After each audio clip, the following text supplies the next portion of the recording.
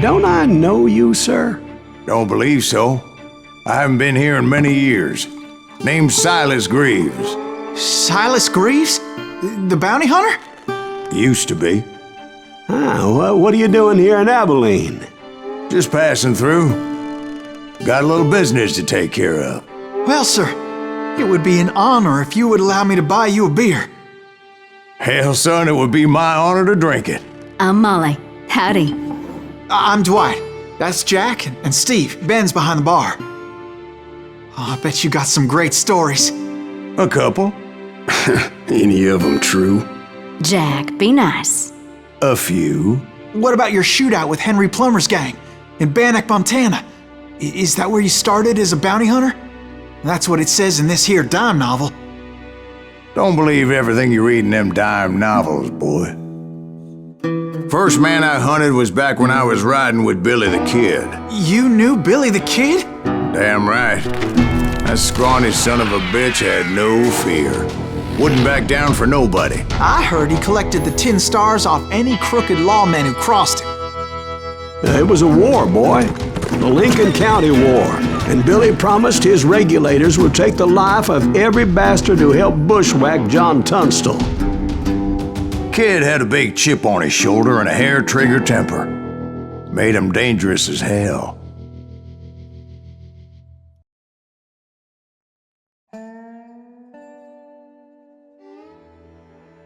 Круто, бро. Круто.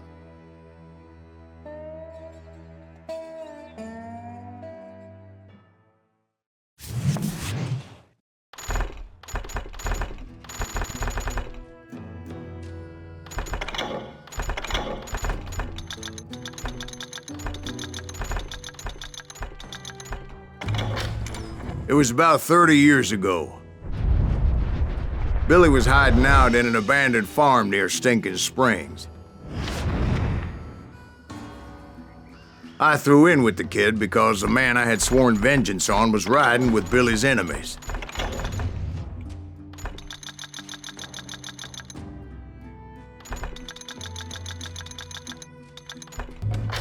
But before I tell you why I want that sumbitch dead, let me tell you what happened that day.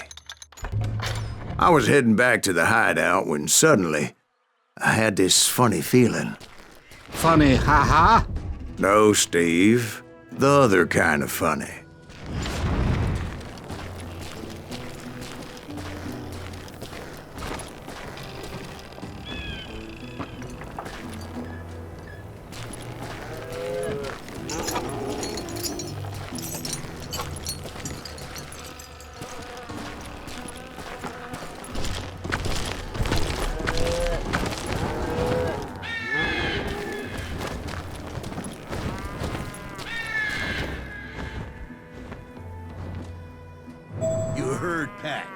To stay here and keep an eye on the road. That's not fair. We're missing all the fun. I knew those two morons would never let me through. I had no choice.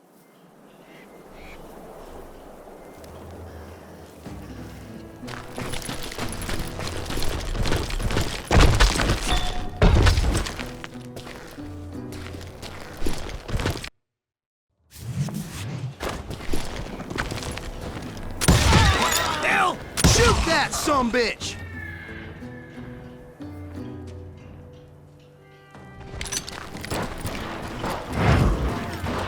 Was it Pat Garrett's posse? Oh yeah. I heard the shots and I knew I had to move fast. Garrett and his army of deputies had surrounded the entire homestead. Spread out, God. They're coming from the rear! I decided to help Billy and the boys out a bit. So that's just what I did.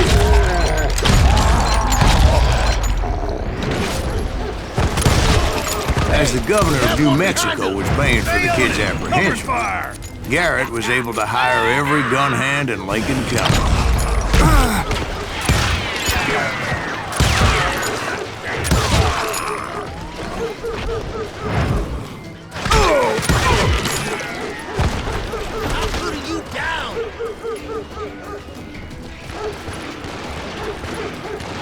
I knew that going through that front door meant putting my butt in a shooting gallery, so I decided to get sneaky. Watch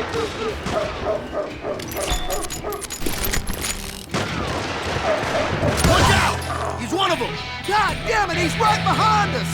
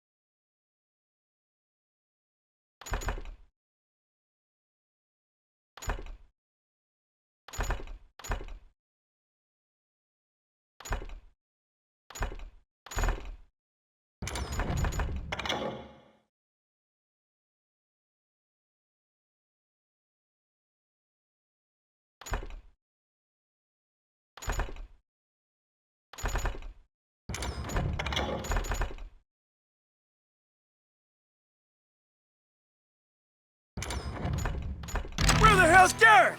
Over there! Never around when you need it! Come on! Let's send these some bitches! Garrett's men were running around like a bunch of chickens with their heads cut off.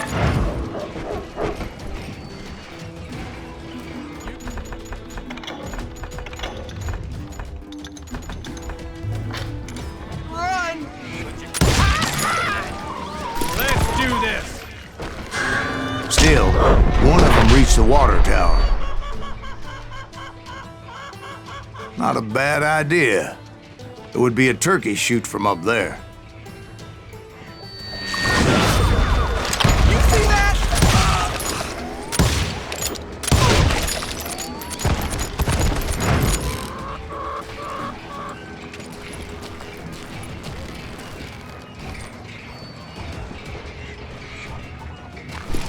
Luckily, these shooters Garrett hired weren't the sharpest tools in the shed. I've got this! A lot of them were saddle tramps or sod busters or drunken drifters looking to make a few bucks.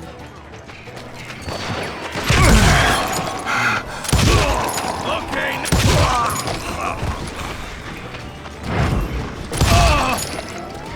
I'm done with you.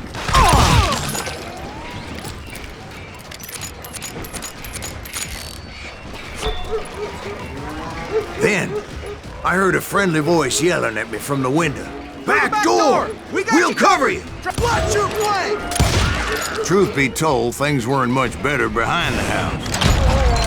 I cut their numbers in half, but that just made the ones that were left twice as mad. They made up for their lack of skill with a seemingly endless supply of ammo. It was a bit of a slog, but I finally fought my way around the back of the house.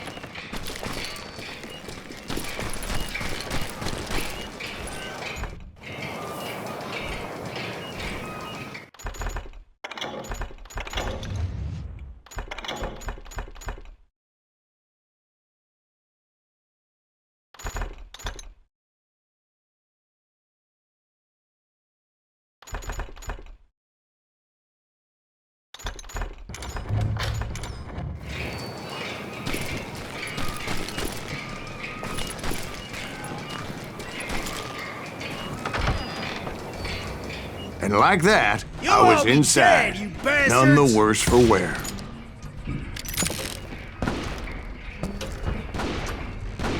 Deader than a rat in a trap!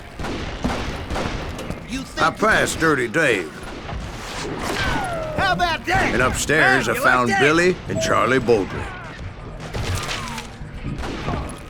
I'm done with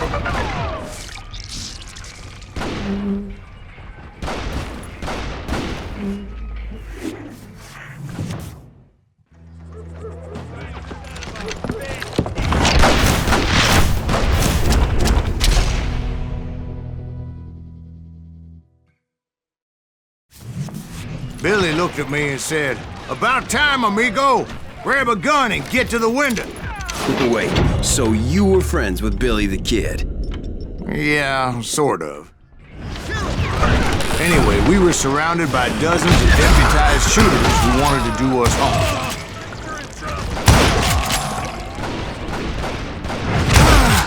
Billy's worth $500. Get her alive. I'm telling you, Garrett's men were dropping like flies, but they just kept on coming. One. Where the hell Garrett's at? He's missing all the action. Get company. That's when Charlie got hit. "You're catching us in a crossfire," shouted Billy. "Get to the other side." This is crazy.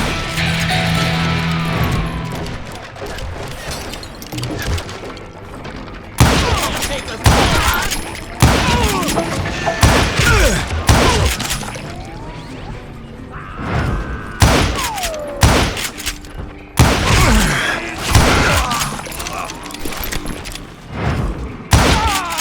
You'll die for this, you hear me? I don't know how many of those cocksuckers I personally put down, but it was pretty clear, even to Billy, that maybe discretion was the better part of valor. What's that mean? It means that it was time to cut and run. "They got a Gatling," Billy shouted. "Get the horses and bring them round back. I'll draw their attention."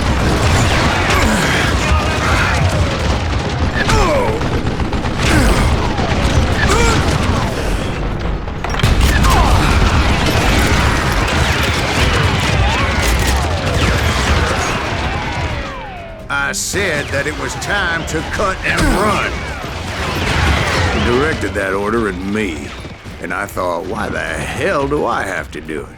But I went anyway. Dumbass that I was back then.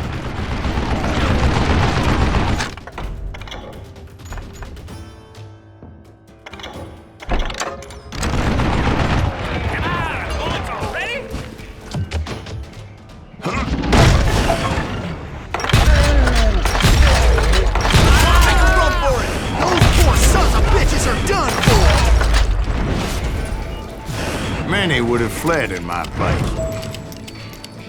But I had that false sense of invincibility that many young men have. Like Jack here. What are you saying, old man?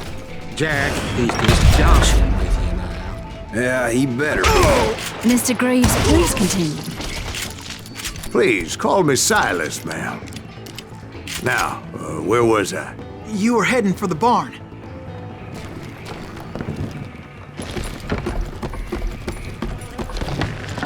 Gonna gut you like a fish.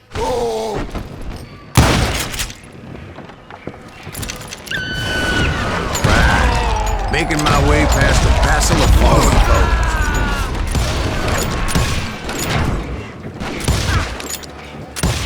There's some...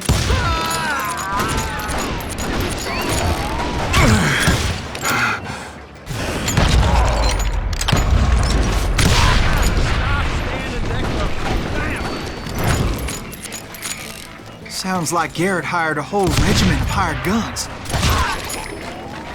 Yeah, and just when I thought I was done with them, more of these hapless bastards would pop up.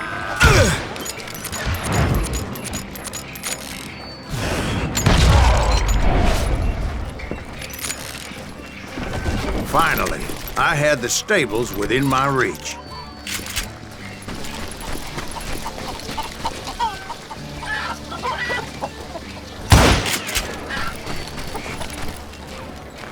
that's when I met Sheriff Pat Garrett. I read that you went toe-to-toe with him, sir. That backstabbing bastard with that tacked-on tin star.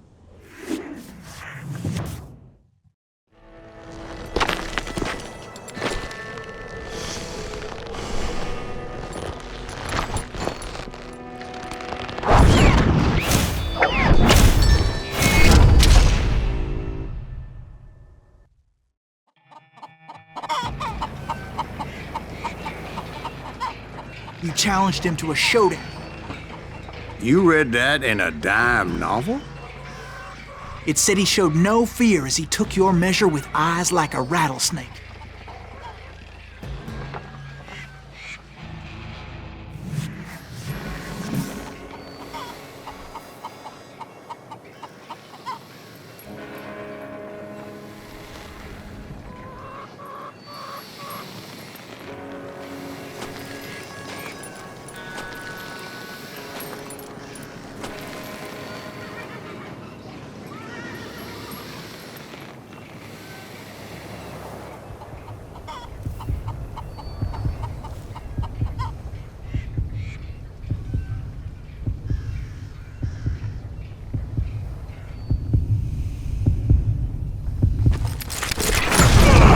And that you killed him in a fair fight. Is that what that Penny Dreadful said? No, boy. That ain't what I meant when I said I met Pat Garrett. So let me start again. I finally reached those damn stables. After the fight, maybe we could treat ourselves to some fried chicken.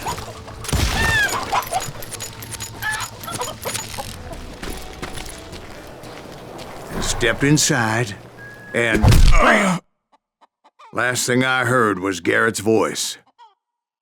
That's not Billy. And go on, how did it end? And, boy, that was just the beginning.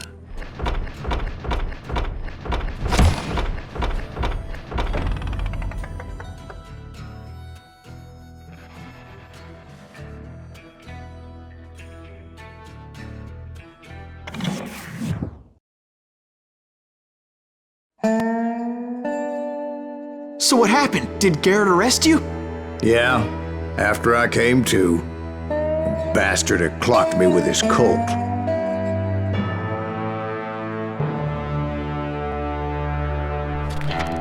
And the kid surrendered? When he realized there was no getting out of there alive. So they locked you up in Lincoln? Indeed they did. Sentenced me to hang right along with the kid.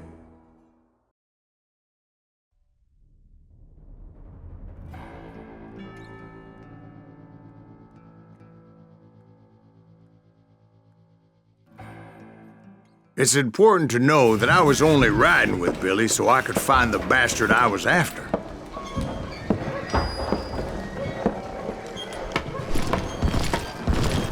He was with John Kinney's gang, and they were sworn enemies of Billy's regulators. Why were you after him? I owed that son of a bitch a bullet for what he had done to me and mine. Instead, all I got for myself was a goddamn death sentence.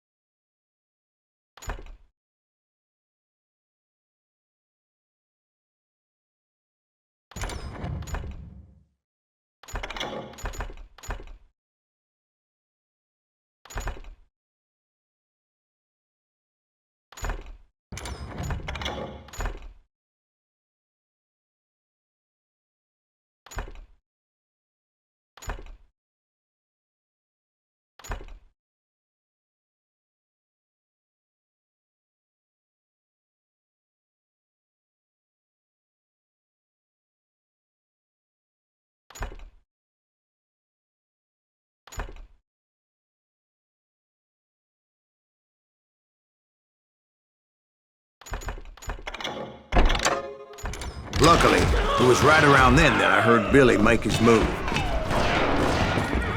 We shot Jim Bell and a few other guards as he made his getaway. Later, they wrote that some lady friend planted a pistol for him in the privy. What the papers didn't say is that Billy helped me escape, too.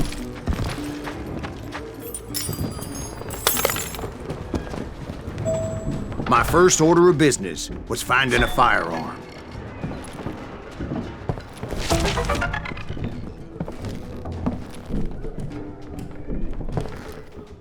Luckily, I located Deputy Bob Ollinger's mean-ass shotgun.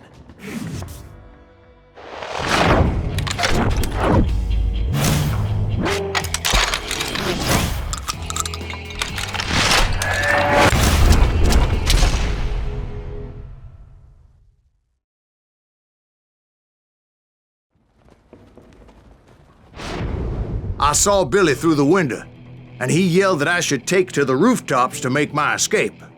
So I did. Anybody see Billy? Son of a bitch shot Jim Bell! Hell yeah. That scattergun was like a double-barreled howitzer. It could blow a man clear off his feet. You hardly had to aim the damn thing. The kid's escape raised a huge ruckus.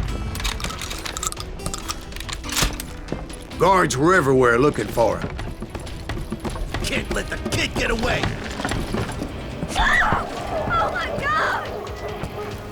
Anybody see him?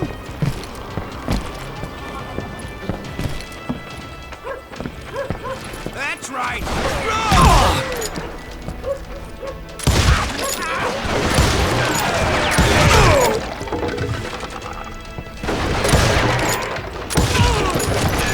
Sorry, son of a bitch!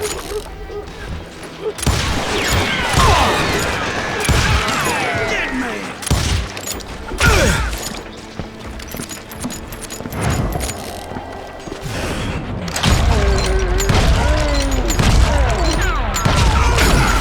Rule the day!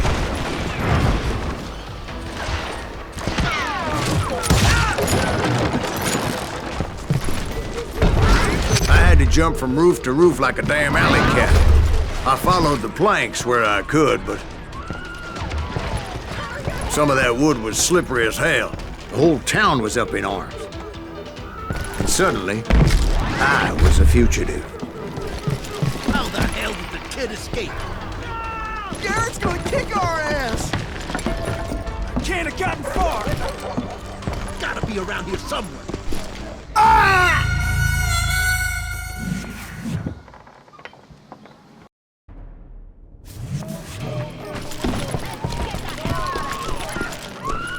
Get the windows, lock the doors!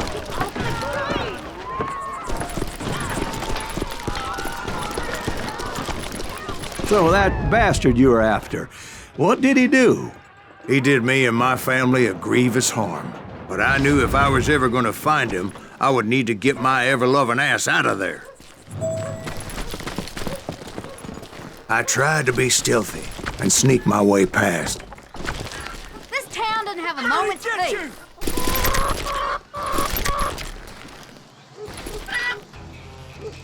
You! But hell if they weren't all waiting for me.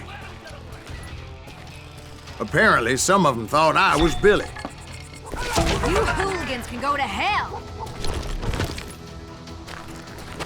Stop him!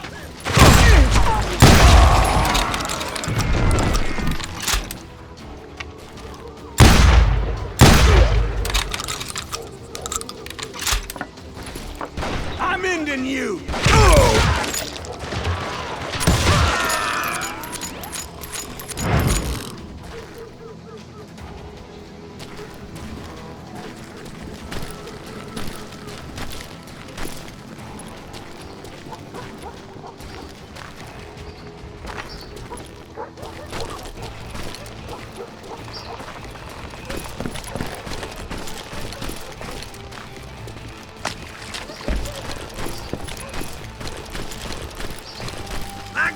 He's in town somewhere.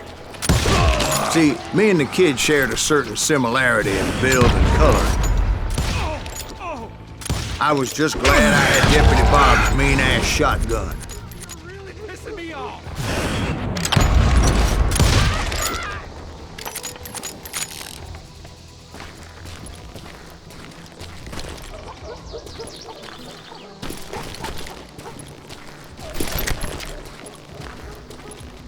They're shooting in the street!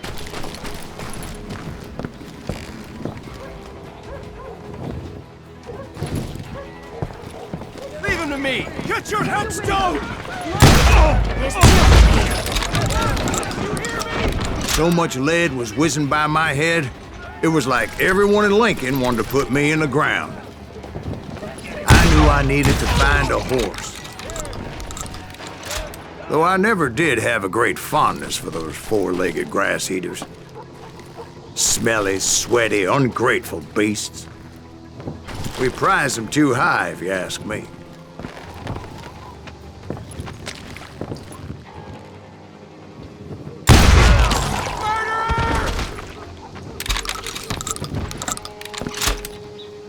You can't hide forever!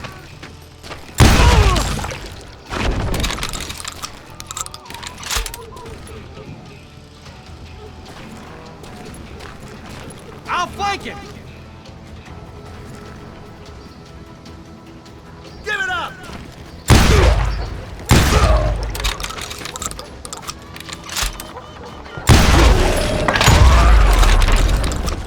You're threatening the lives of innocent people.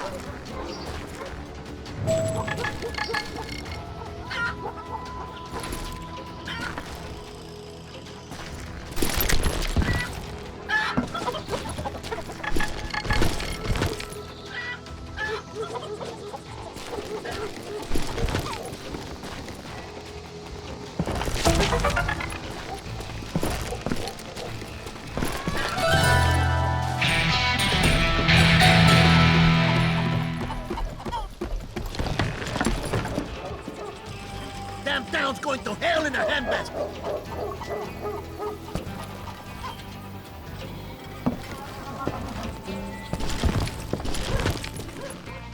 But where was the kid while you were busy getting shot at? Gone. And that's when it occurred to me why Billy set me free.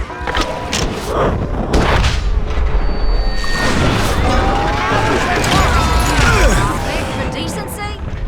So I could be a hapless decoy and draw attention while he snuck out of town.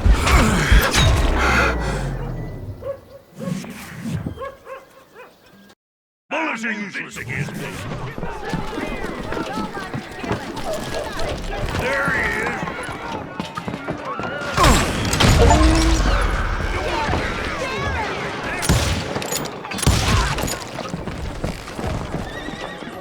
In for the kill!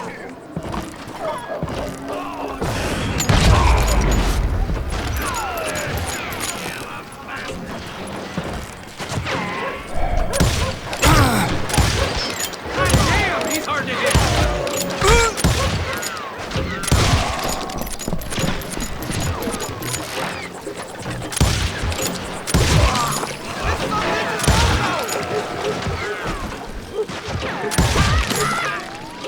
Come out, you yellow bastard! Get the women off the street. Arm yourselves! How the hell did he get away? Murder him!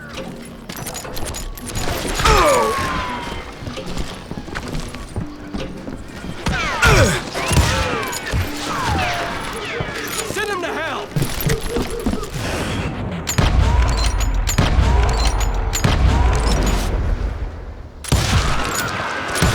Hand her up! Put down your weapon. God damn you!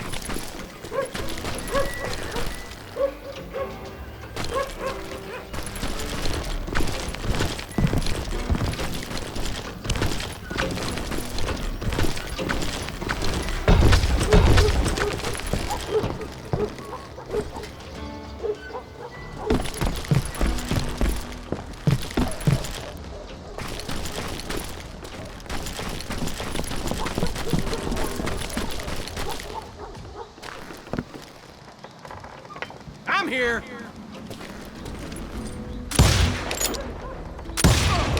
Kill him!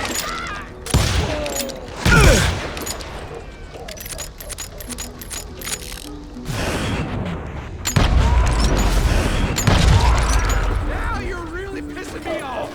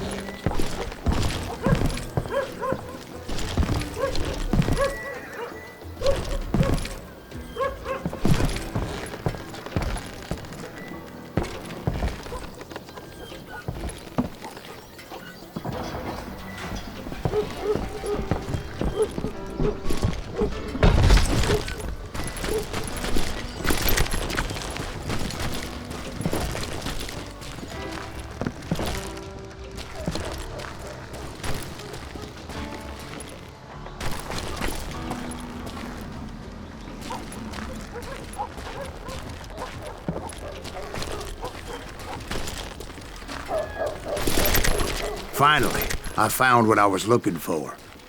The stables on the edge of town.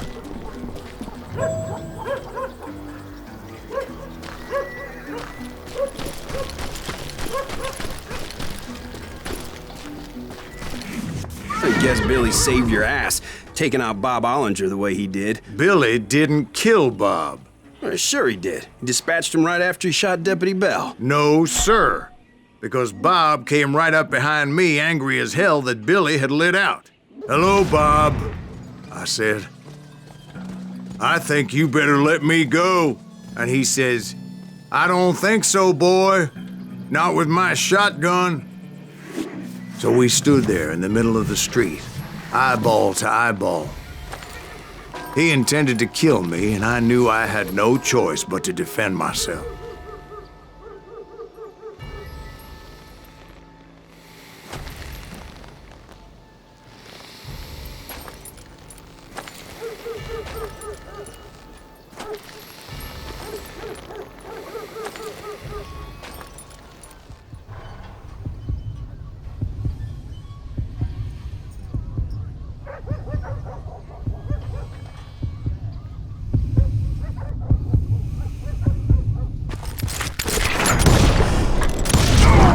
I killed him in a fair fight. Everybody saw I had no damn choice. Well, Lincoln got a mite depopulated that day. Pat Garrett gunned down Billy 3 months later, so his escape was all for naught anyway.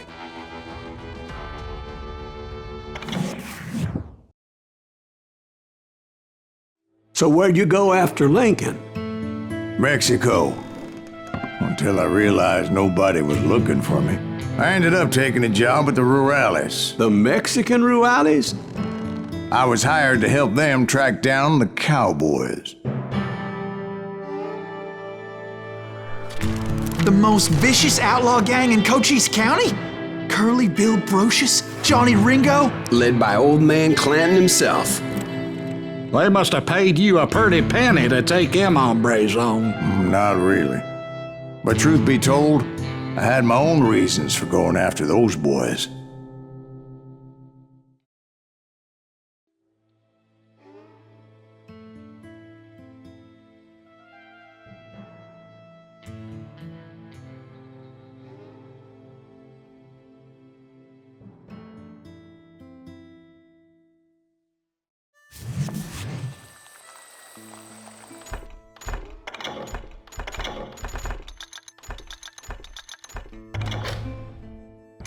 So was the bastard you were after now riding with the cowboys? Roscoe Bob Bryant was his name. Oh. But no, this time it was a different bastard I was after. The aforementioned Mr. Ringo. And yes, he was working for old man Clanton. Where's he going?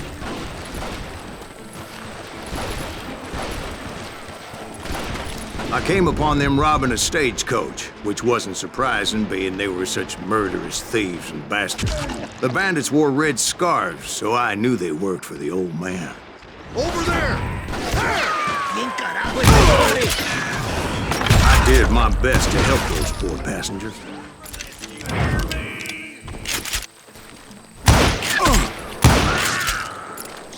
Moments later, the attackers were dead. And I checked the stagecoach to see how many passengers were still breathing.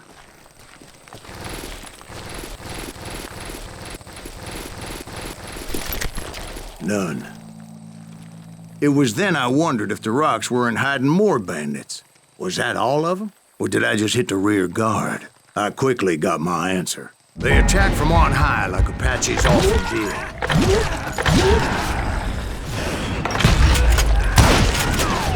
They would appear in great numbers from above and rain down lead on their hapless enemies' heads, making use of the high ground and whatever else they had. Yep, the Apaches always appeared out of nowhere, and there never seemed to be an end to it.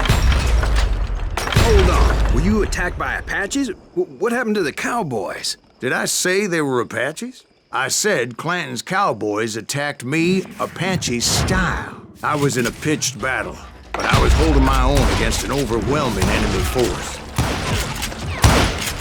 See, at the time, I was still pretty green and would often blunder into regrettable situations. But I just kept shooting at anything I could see up in those damn rocks. I didn't see Ringo, but I knew he was with the cowboys. He and Roscoe Bob had done me a dreadful wrong. I was determined to have my revenge. But to get to Ringo, I knew I'd have to fight my way past these other assholes first.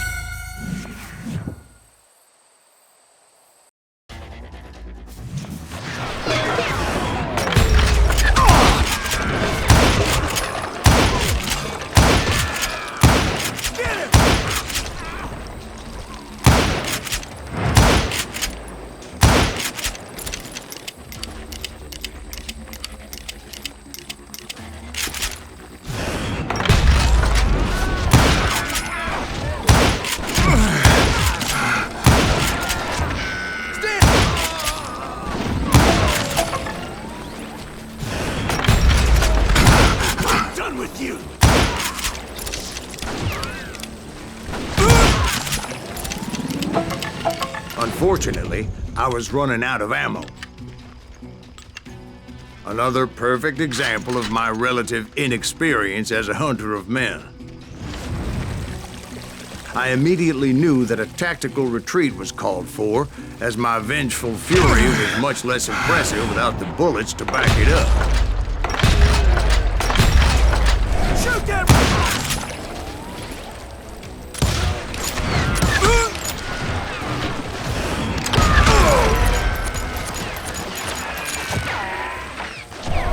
Finally, they managed to corner me.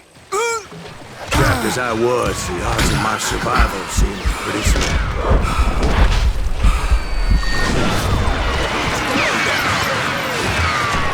Luckily, serendipity was on my side as I suddenly spotted a way out of my predicament.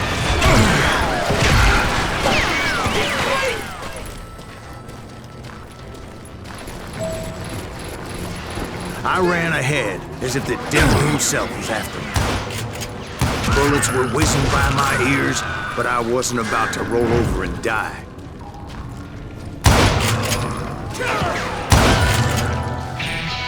I just kept running like there was no tomorrow.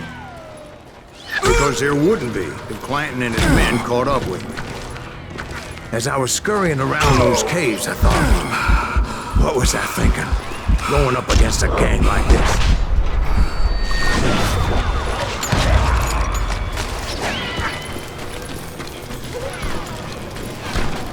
They were hunting me like I was game. I just kept running, not knowing where the hell I was going. You're done!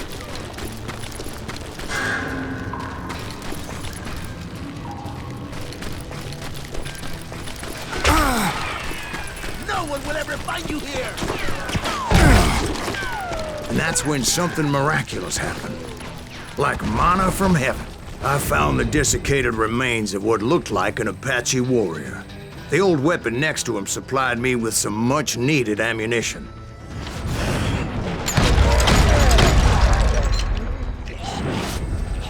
Bat Masterson once told me it was more important to be lucky than good, and he would know.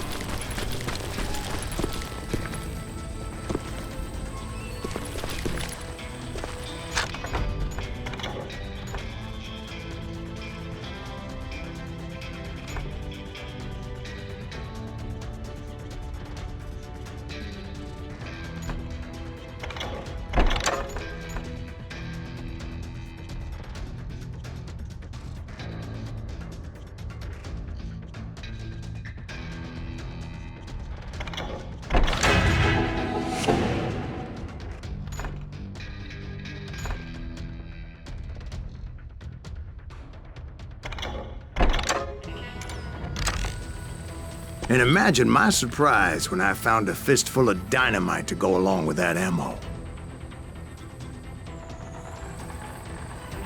That stroke of good fortune evened the odds and bolstered my confidence. It was time to turn the tables.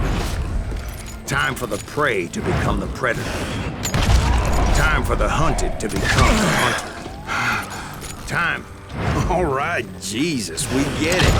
They were right where you wanted them. That's right, Jack. I was done running. And the old man's boys were not expecting that. No, sir. I came at them like a wildcat.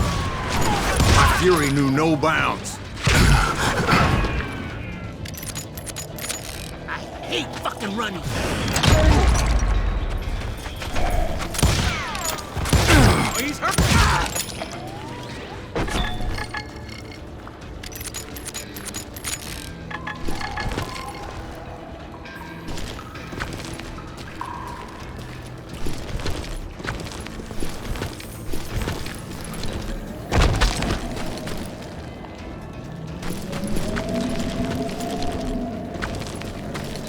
It was finally time for that old man to pay for his sins.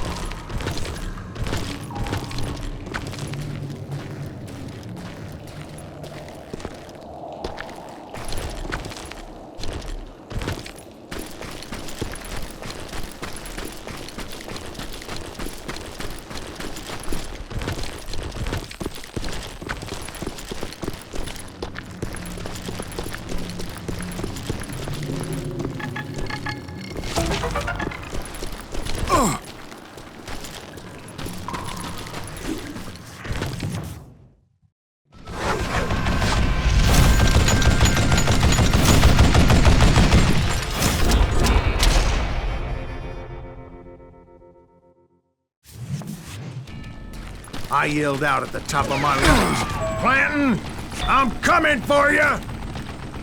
A little stealth might have made more sense, to be perfectly honest. Because that old fool had a Gatling gun and enough bullets to last him till kingdom come. But I knew I could not let that deter me. Not if I was to find and kill Ringo. I needed to get that old man off that gun.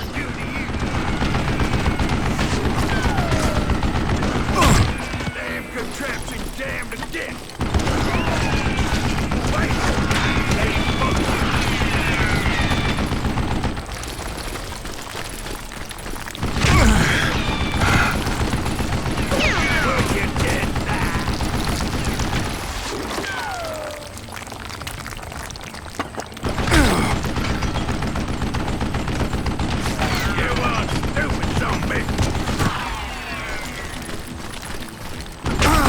Most everyone thought it was the Ruales who had come up against him in Guadalupe Canyon, but it was just me.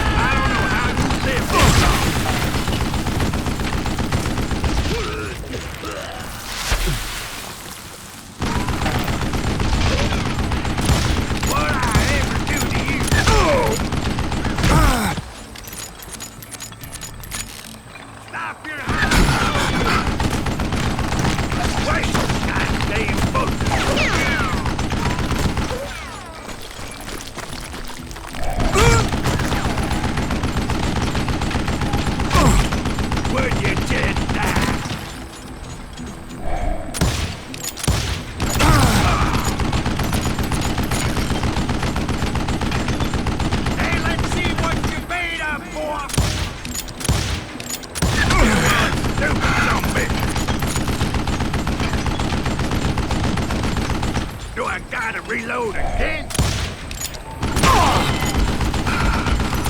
I don't know how you lived this long.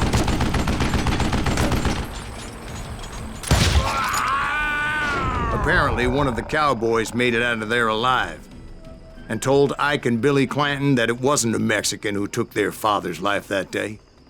They just assumed it was one of the Earps, and that little misunderstanding eventually led to that legendary gunfight at the OK Corral.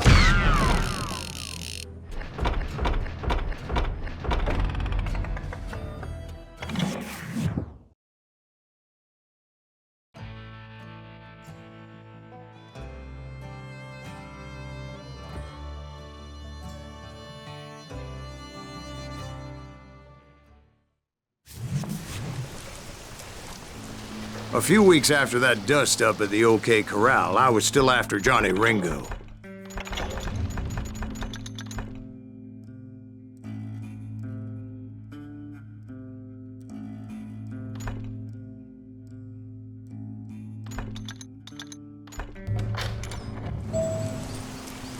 I had tracked him and the cowboys to their hideout at a sawmill, and they were loaded for bear. So, what exactly did Johnny Ringo do to piss you off? Well, him and that other bastard. Roscoe Bob Bryant? Yep.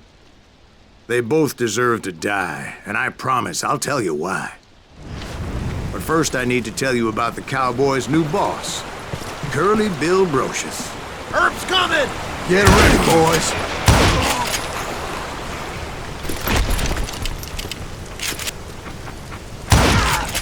Now you're really... Curly Bill took charge of the cowboys upon the old man's demise, and after that gunfight at the OK Corral, the Clantons wanted revenge. So they murdered Morgan Earp and grievously wounded his older brother, Virgil.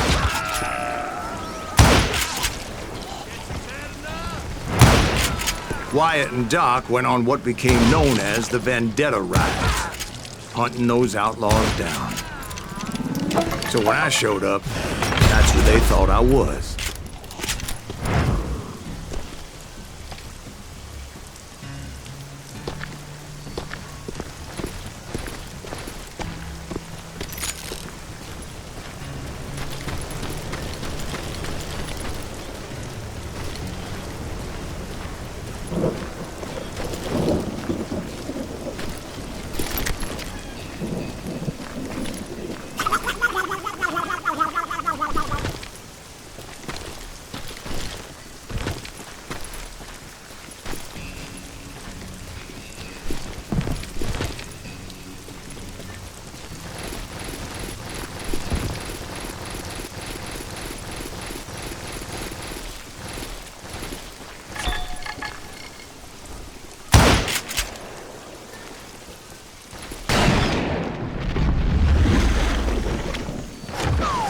were killers around every corner, all wearing red bandanas.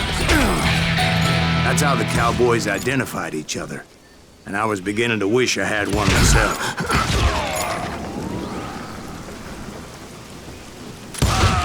But I wasn't about to let Ringo walk away unscathed. And that's what drove me forward. They say that Ringo was infernally fast. I hardly saw anyone faster, boy. Certainly not Wyatt Earp. That man was all hat and no cap.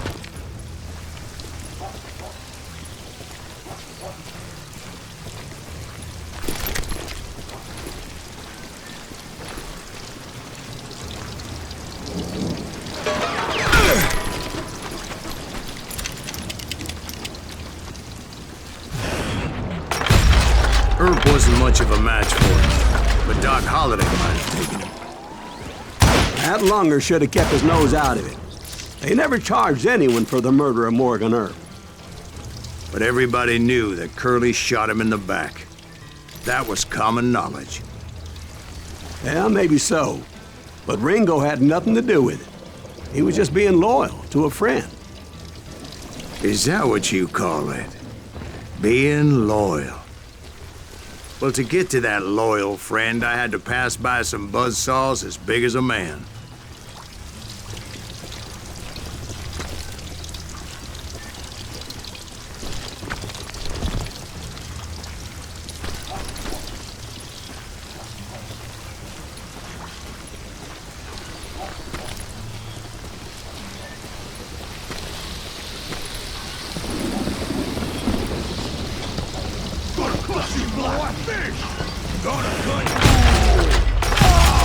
Excuse me, sir. I have a question. What's that, Dwight? After old man Clanton died, why didn't his son take over the Cowboys? Because Ike Clanton was dumber than a box of rocks and a yellow belly to boot.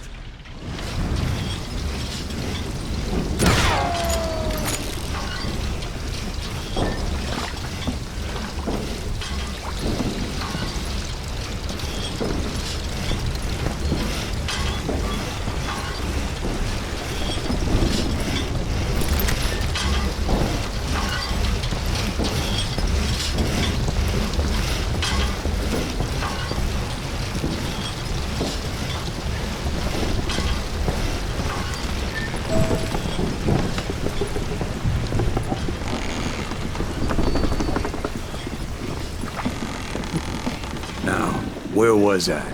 Taking down the entire cowboy gang single-handed. Indeed I was, Jack.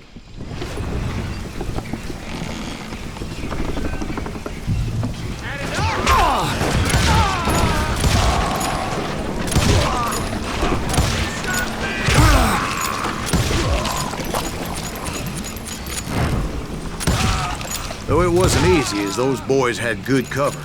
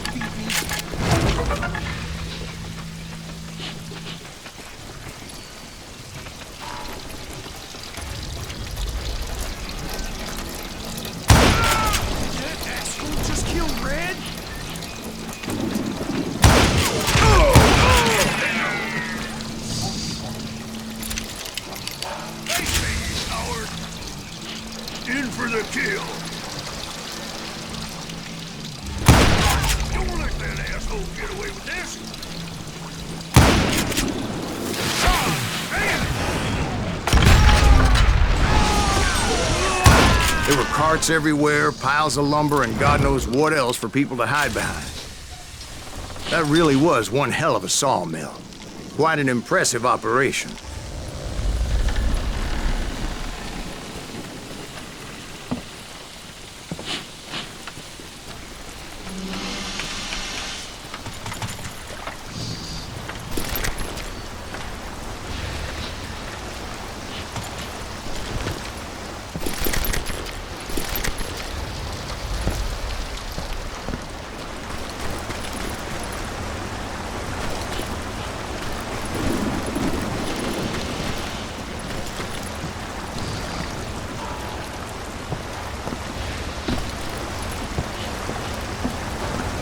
And where was Curly Bill? Did you see him?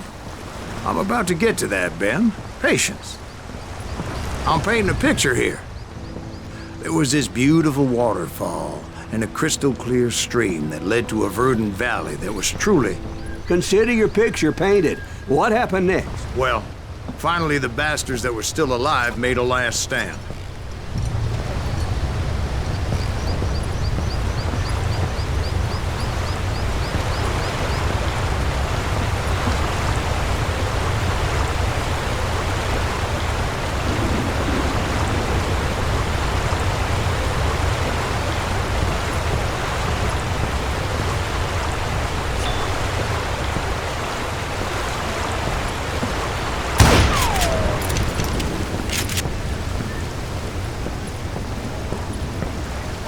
Curly Bill, Johnny Ringo, and his compadres took off into the lumber yard, and I followed after.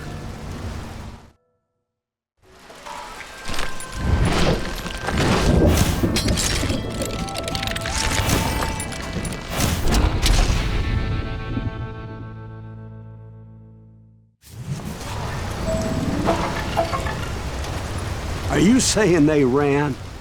Cowardice was not in Ringo nor Curly Bill's nature. No, sir. I never said they were running scared. They just wanted me out in the open.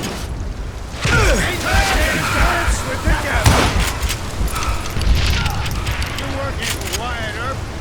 Come out, wherever you are. You to kill me?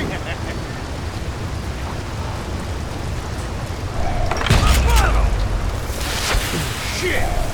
Come on outside.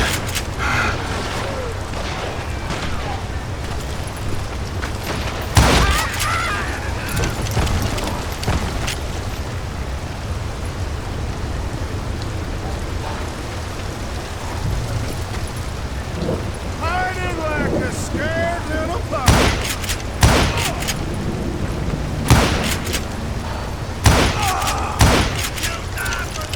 Brocious gave me no choice but to take his life.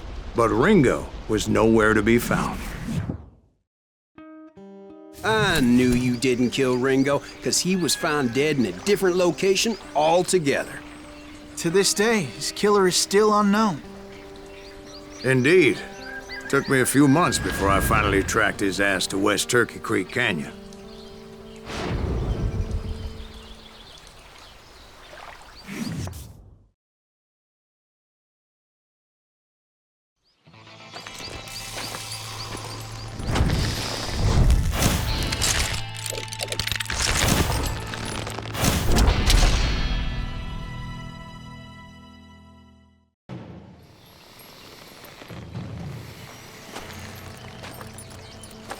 That's incredible, sir. I always thought that Doc Holliday was the one that killed him.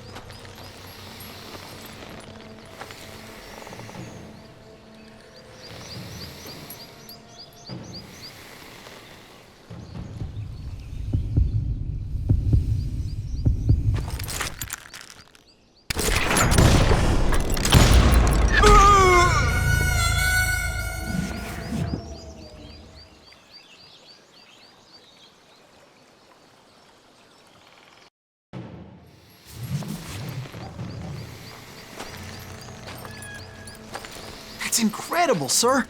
I always thought that Doc Holliday was the one that killed him.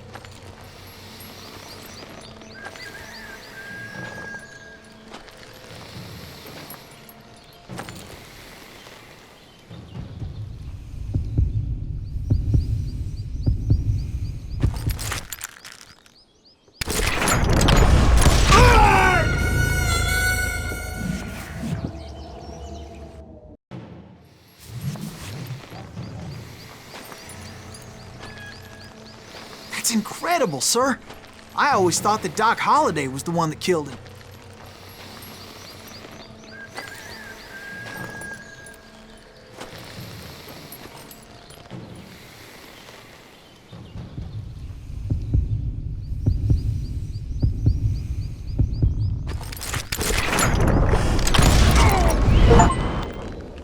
Sorry I had to ruin the legend for you, boy. But the legend ain't always true. Doc Holliday had nothing to do with the death of Johnny Ringo.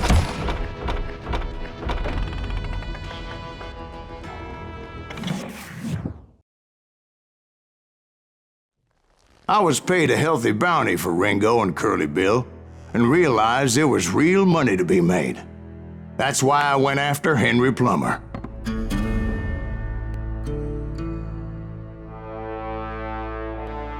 Now, wasn't he the sheriff who augmented his income by shaking down miners and robbing gold shipments? That's the one.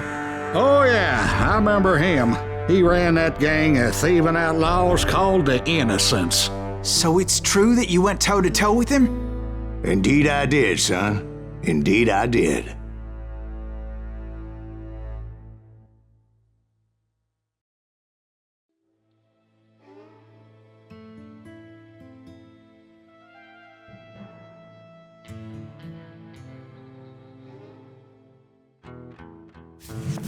I knew I needed resources if I was going to track down Roscoe Bob Bryant, and hunting Plummer looked like a good way to get rich quick.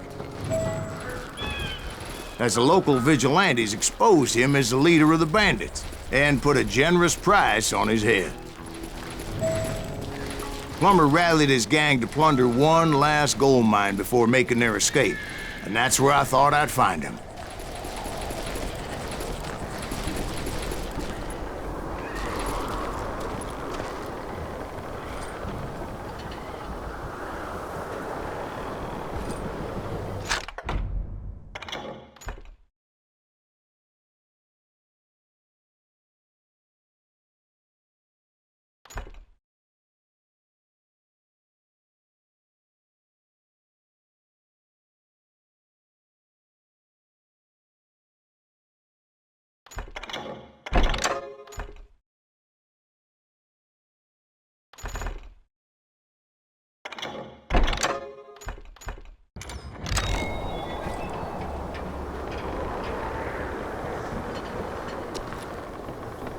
It makes me nervous standing so close to all these goddamn barrels of gunpowder. Why would you be nervous?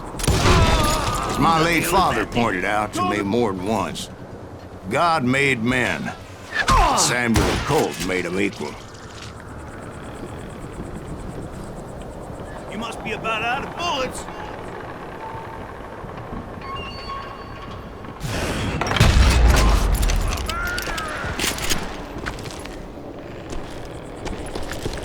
I will drop you down a mine shaft. You can't hide forever. You ain't beefing me.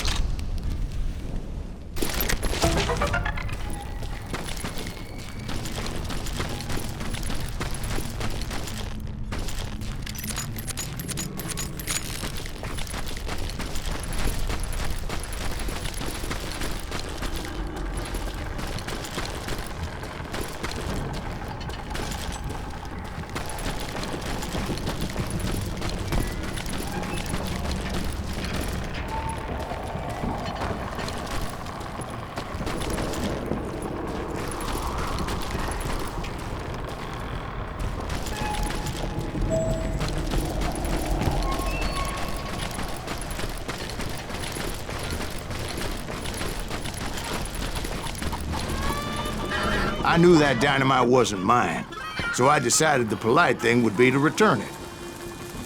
It was the biggest gold rush since Sutter's Mill in '48. Unfortunately, prospectors weren't the only ones drawn to those riches.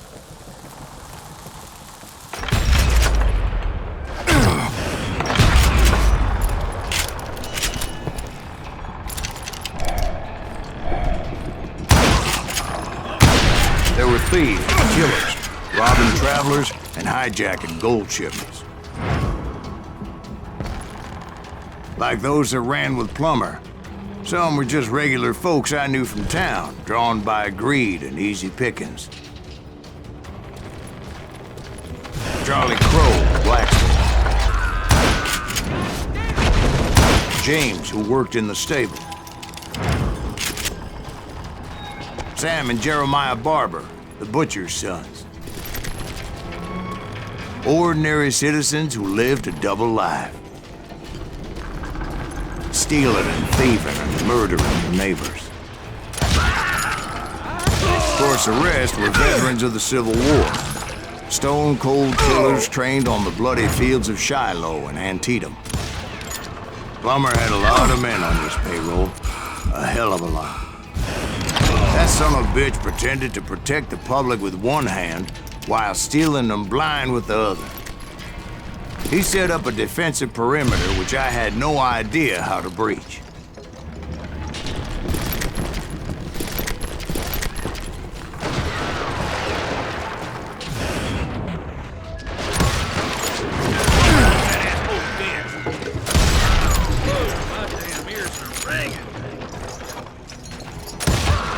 Dangerous, desperate individual. I was outnumbered and in way over my head, but I was too damn stubborn and stupid to realize it. They must have thought I was touched. Or had some kind of death wish, seeing as there were barrels of gunpowder everywhere. Watch out for the goddamn gunpowder! One stray bullet, one stray spark, and I'd be blown to hell and gone. I thought I was some kind of hero.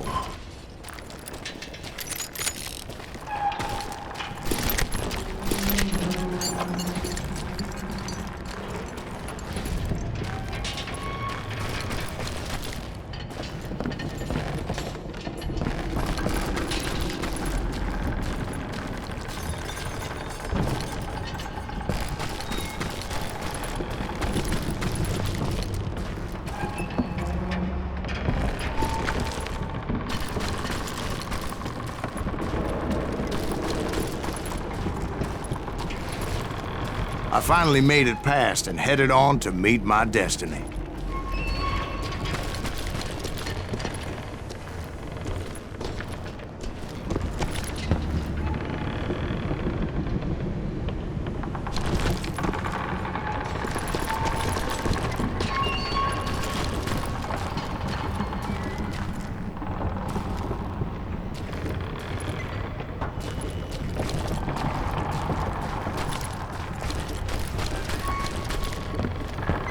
But first, I had something I needed to figure out.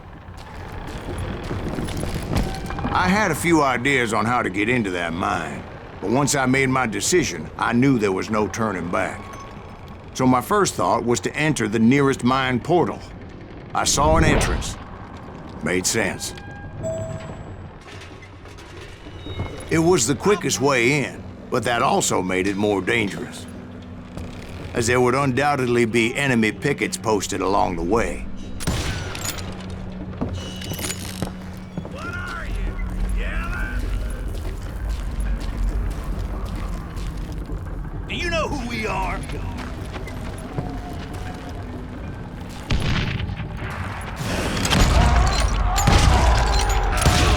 You're really pissing me off.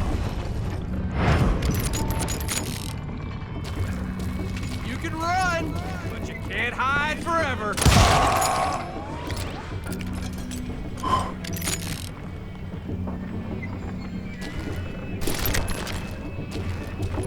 Besides, once you enter a mine like that, it's easy to get all turned around.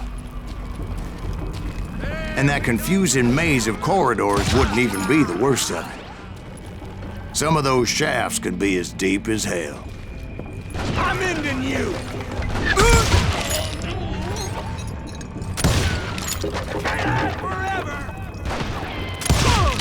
A single stumble or misstep can easily end in a deadly plunge to oblivion. I got this! I do not deserve to die like this! You can run, but you can't hide! Time to blow your shit up!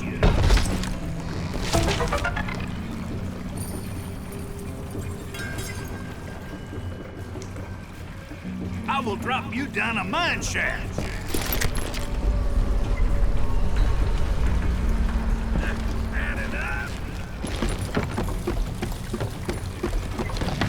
You must be about out of bullets.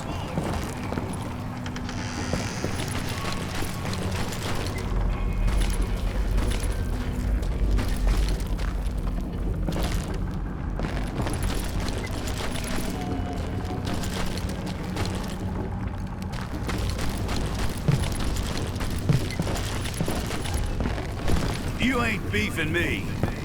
Show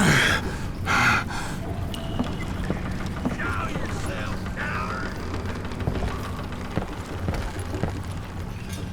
I do not deserve to die like this.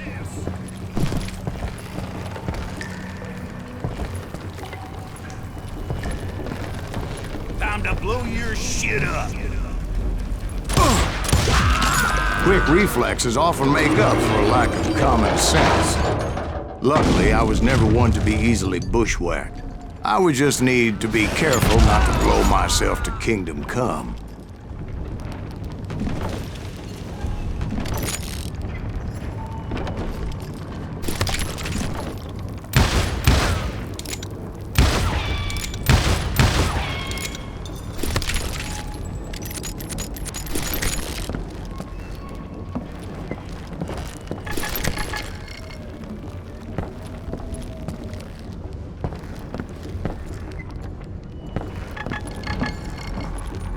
With all that gunpowder and dynamite everywhere, a body has to know what he's shooting at.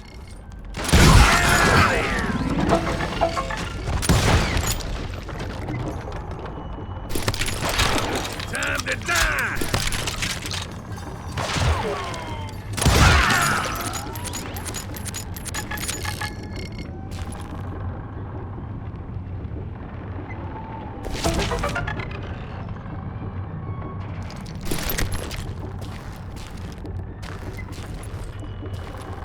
One wrong bullet could have turned that mine into a dad-blasted tube.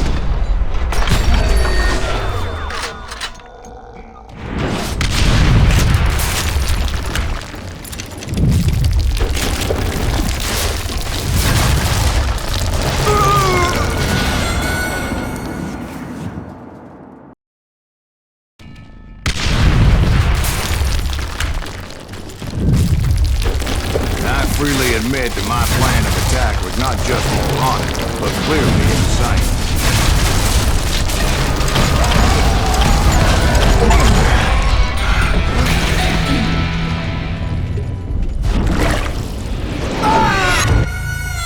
It's a good thing that I abandoned that ridiculous plan before I even tried it.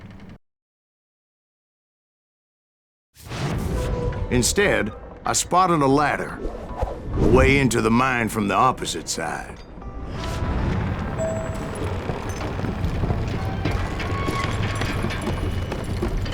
It was a long way around, but that approach seemed more sensible at the time. Of course, being I had a problem with heights, that scaffolding scared the bejesus out of me. Climbing down that ladder required some caution, because even though I had a younger man's reflexes, no man can dodge a damn bullet while climbing down a rickety ladder.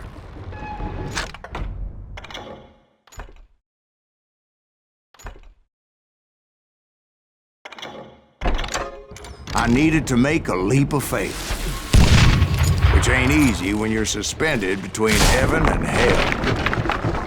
I was determined not to give up, however.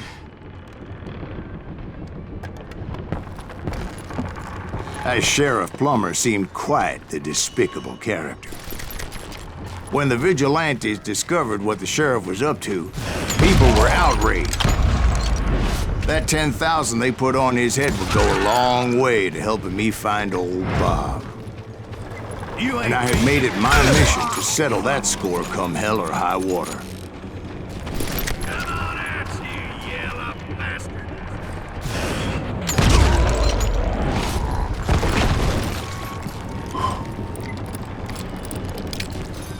But first, I would have to make a choice. take the elevator or climb the ladder.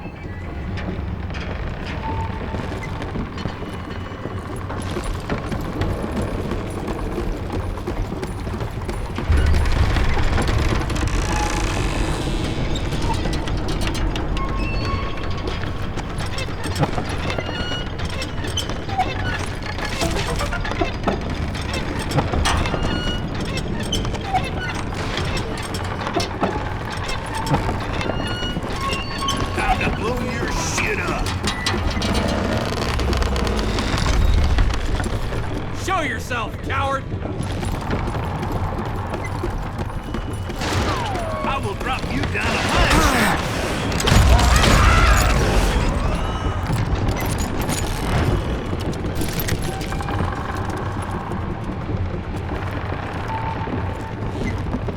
Plummer was a mad dog killer, and the people of Nevada City deserved better. Nevada City?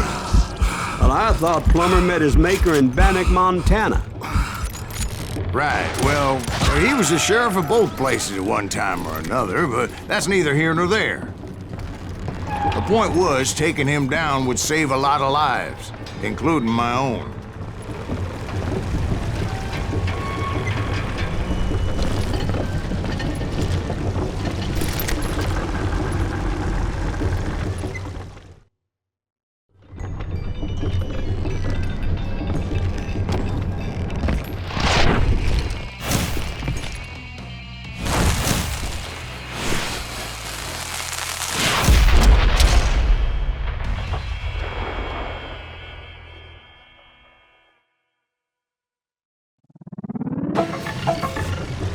They're gonna need a dustpan to pick you up! This day is just getting worse and worse for you, ain't it?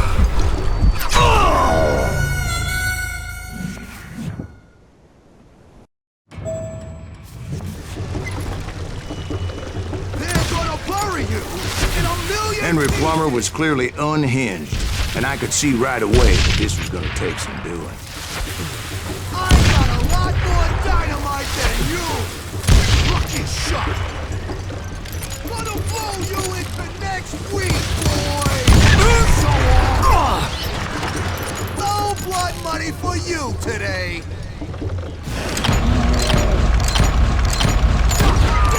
I need some help here! Come on, boys! Take this cocksucker out!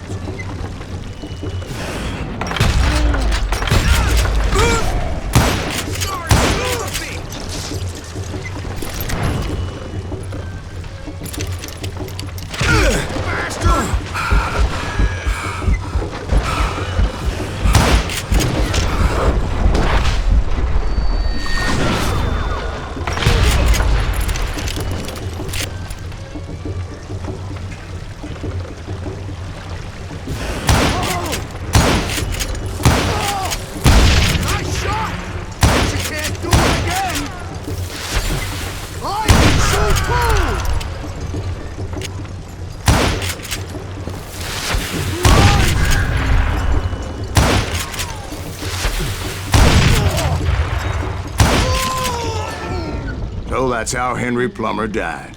Him and his crew were worth their weight in gold. And now, I was officially a bounty hunter.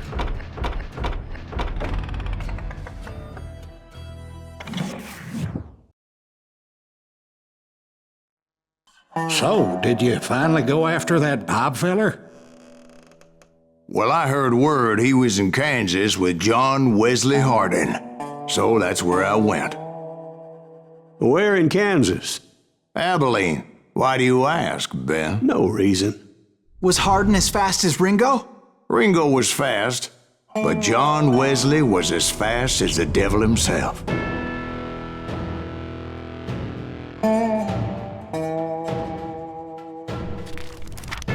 He killed his first man at 15. From that day forward, he had a price on his head and wouldn't back down for nobody, not even Wild Bill Hickok himself.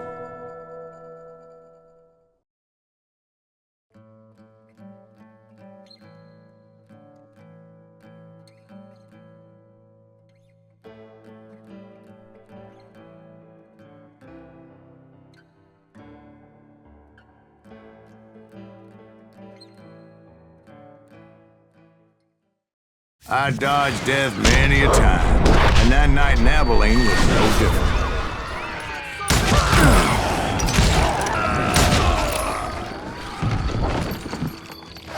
I was there with the intention of finding that bastard Bob and collecting the bounty on John Wesley. You can't hide forever. I thought the Texas Rangers got Hardin. Yeah, that's what they want you to believe.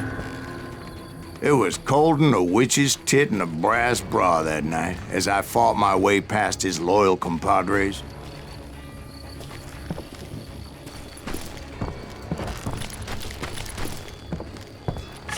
To the very same saloon we're sitting in today. Look around and imagine this place painted in blood. Hardin was waiting for me, and...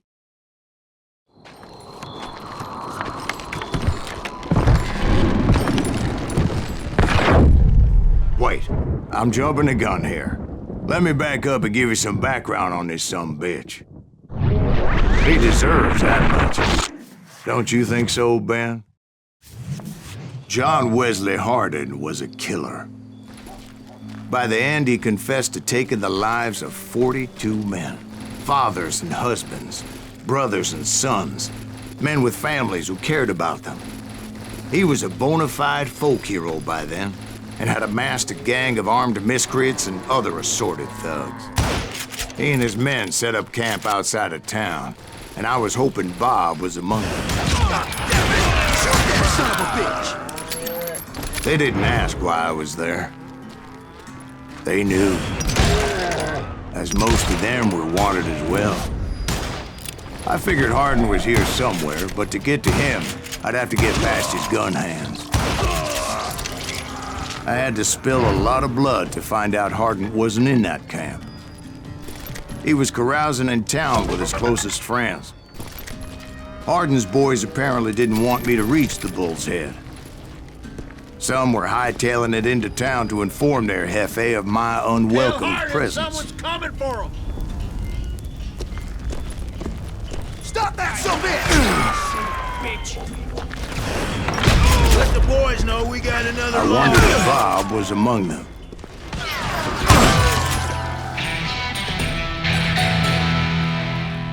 Do I have to do...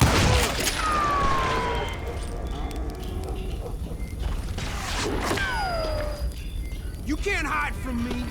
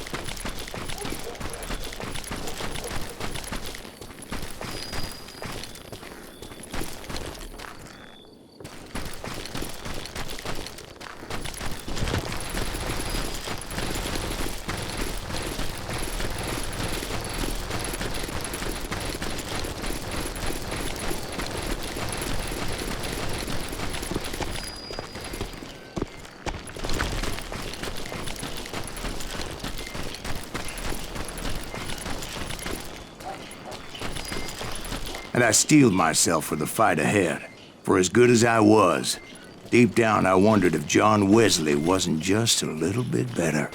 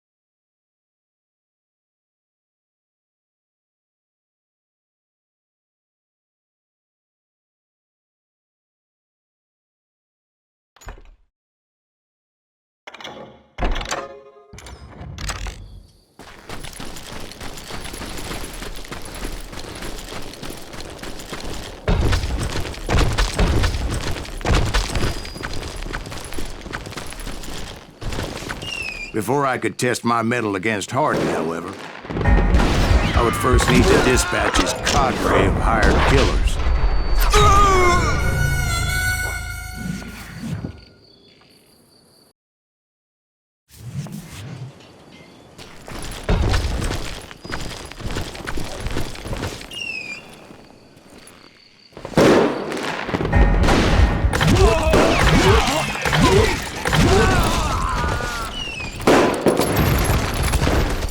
Most of these degenerates were beyond redemption, but John Wesley might have been a different story.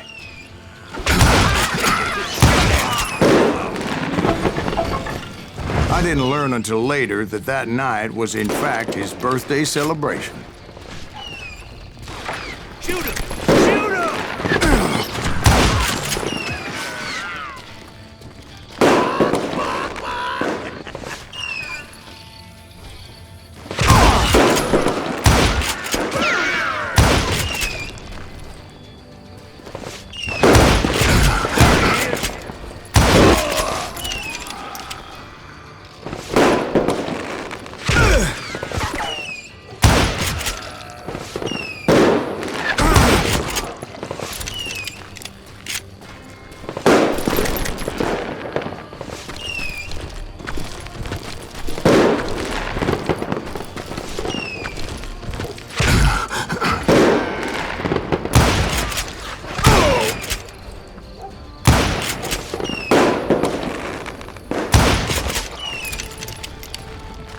I think I already mentioned that I found Hardin in this very saloon.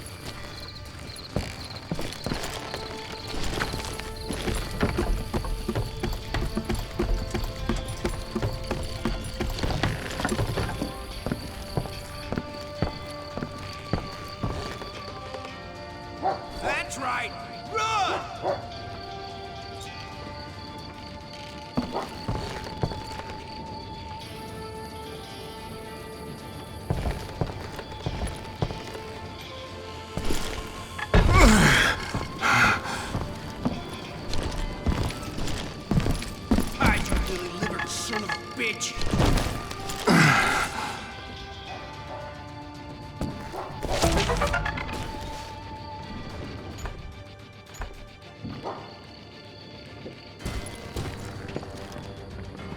Suffice it to say, nobody there was happy to see me.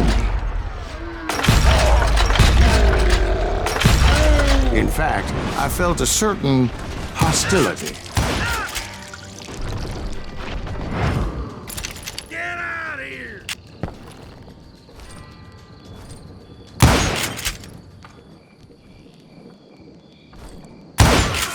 I was disappointed that neither Bob nor John Wesley were among the dead. But that was short-lived, as a moment later I was facing down the fastest gun in the West.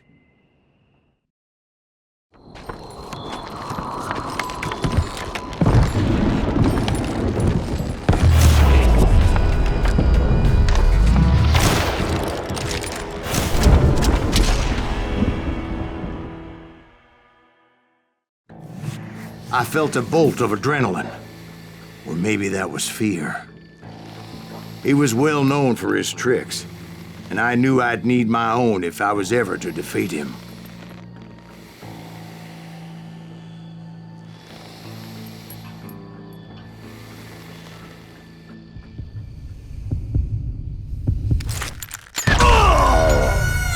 No, wait!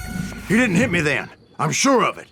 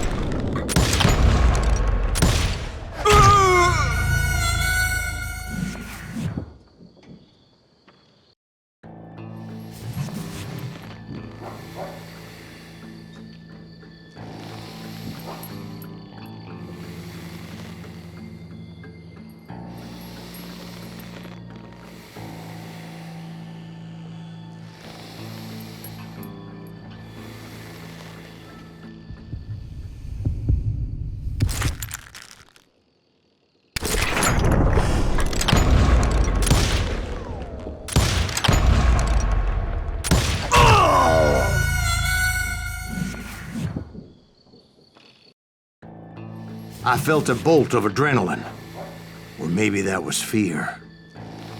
He was well known for his tricks, and I knew I'd need my own if I was ever to defeat him.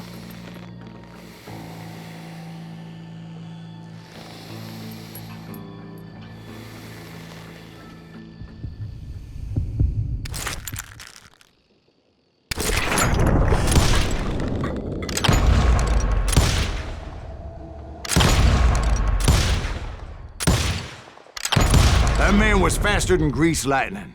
But being inebriated as he was, he didn't count his shots. And now, he was at my mercy. So he didn't die? No, I sent him to prison. Years later, after he was free, some restless avenger took his life.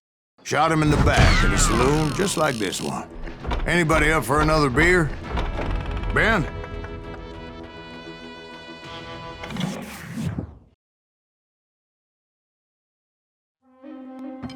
Thank you, darling. Yeah, some say revenge is a dish best served cold. So whatever happened to that Bob guy you were after?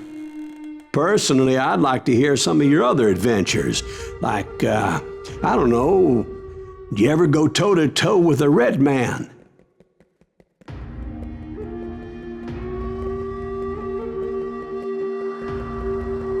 Yes, I did, Ben.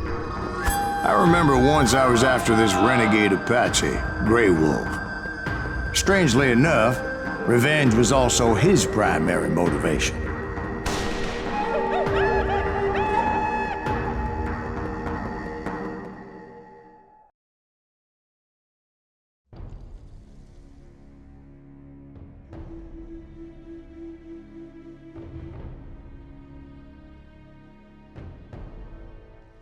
A bounty was put on Grey Wolf's head, and that's how I came to hunt him in the mountains. Mountains so high they tickled the nether regions of heaven.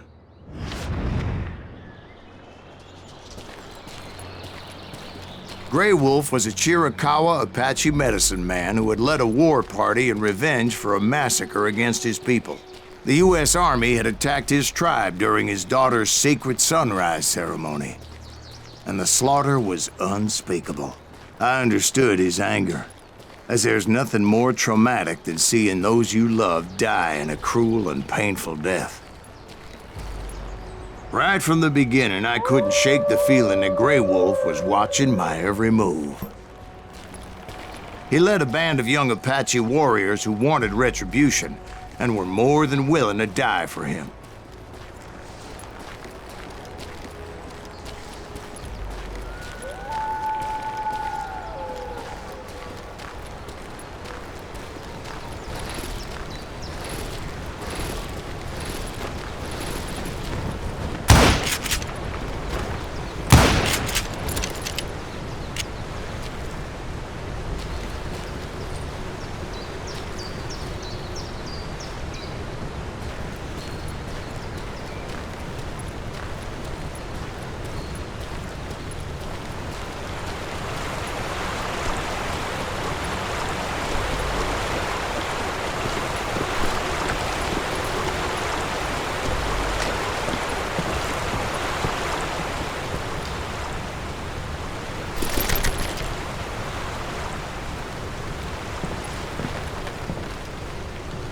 They saw me before I saw them. And it crossed my mind that maybe this wasn't such a good idea. But now that the shooting had started, there was no backing down.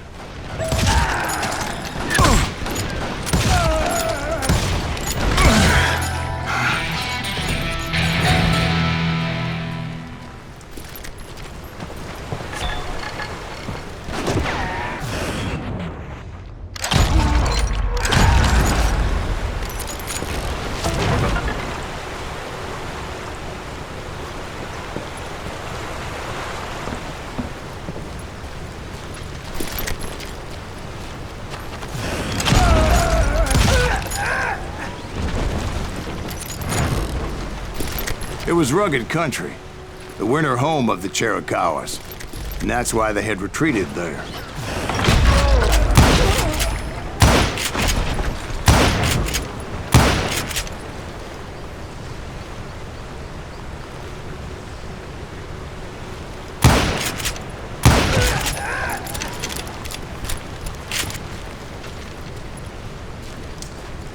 I admit to having some regrets about going after them the way I did. But then again, I got a lot of those.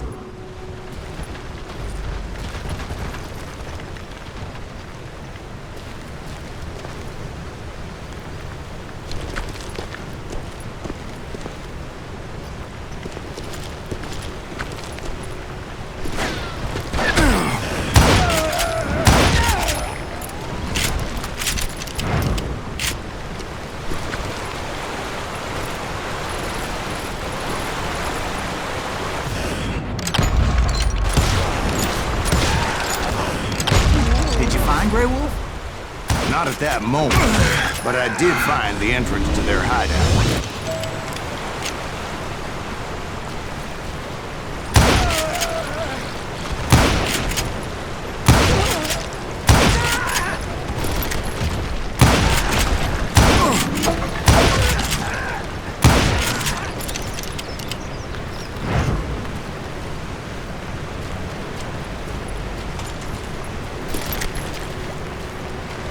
A deep crevice that led to a deeper cave. Don't tell me you went in there. Yeah, but it's not out of bravery so much as pure, angry cussedness.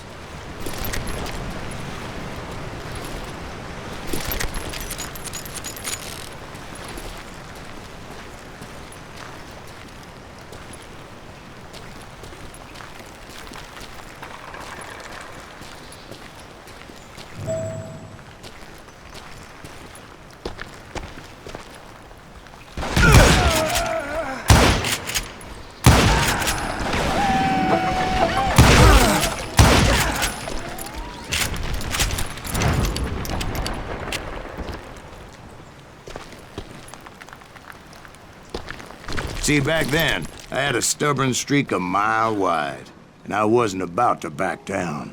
So it was like pitch black in there? Actually, it was pretty well lit, as they had torches on the walls.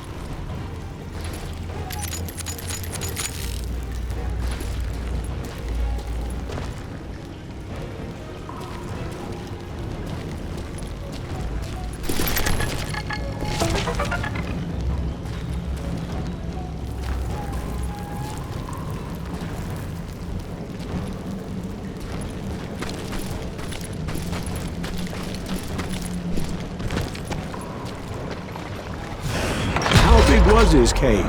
Big as hell, Ben.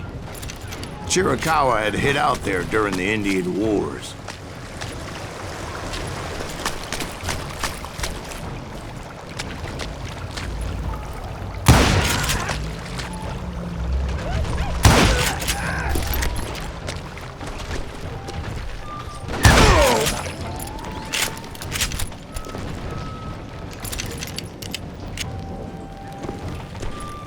They thought it was haunted with the ghosts of those murdered by the horse soldiers.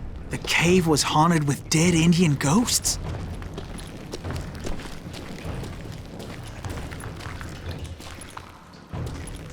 To be honest, I was more concerned with the live ones than the dead ones.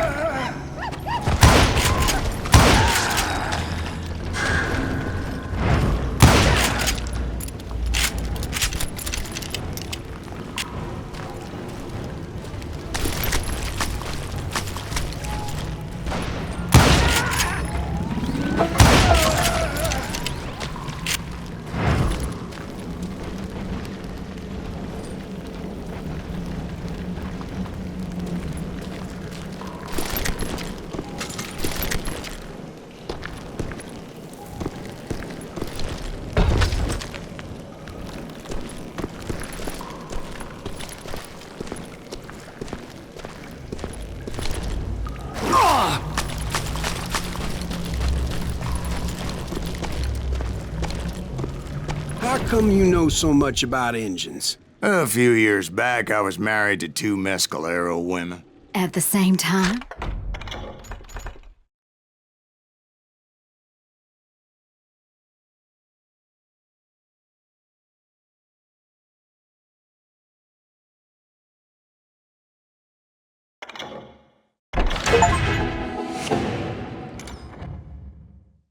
Yeah, they were sisters. Religion is traditional among the Mescalero. So what happened? Oh, I had to get out of there. Those girls never shut up. Both of them nagging at me all the time. Drove me half crazy.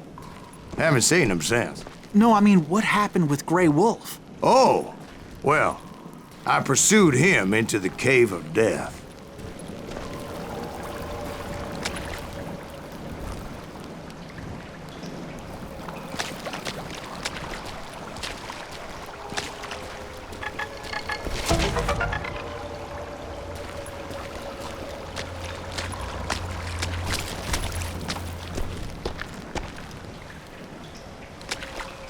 I came upon this flooded grotto, and that's when I saw him. He came to me unarmed and unafraid. His voice echoed in the shadows, and I sensed he meant me no harm. You carry great darkness in your heart, and if you do not release it, it will claim your soul. The sound of his voice put some kind of ancient Indian spell on me. As his story unfolded in my mind. You will come to this place again and kill many more men, and the darkness will grow until it consumes everything that you are. The soul will have no rainbow, the eye had no tears. He said I was a great warrior, a coyote man, unequaled by any other pale-faced warrior, or something like that. The snakes will bite shadows of your past until a venom poisons your heart, and an echo of the song of the dead summons the spirits deep from within the mountains. I didn't quite get what he was saying, but there was definitely snakes. And indeed, his warriors surrounded me and attacked me like hungry wolverines. They couldn't stop me, though, and Grey Wolf wasn't in the mood for idle talk.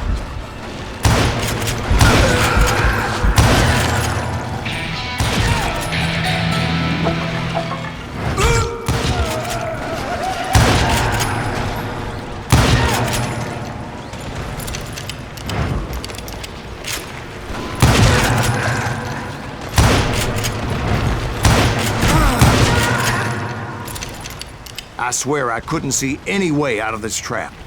But suddenly, one just appeared. Kind of like a miracle.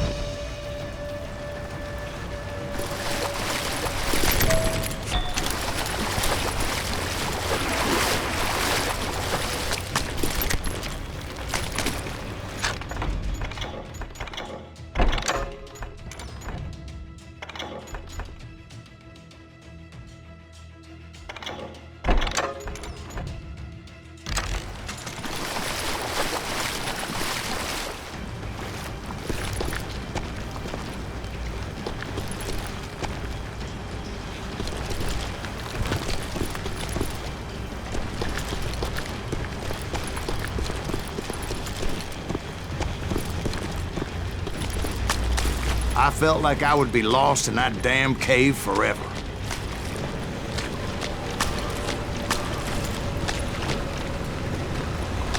Finally, I found myself back outside, perched on the edge of a precipice, overlooking a thundering whitewater river.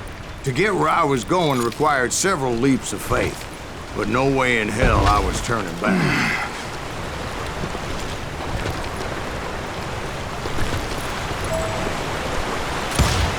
I chased after him, determined to make him explain the meaning of all that mumbo-jumbo. Mumbo-jumbo is right. Are you making this all up as you go? A few details may be fuzzy, brother, but I am relating exactly what happened to me.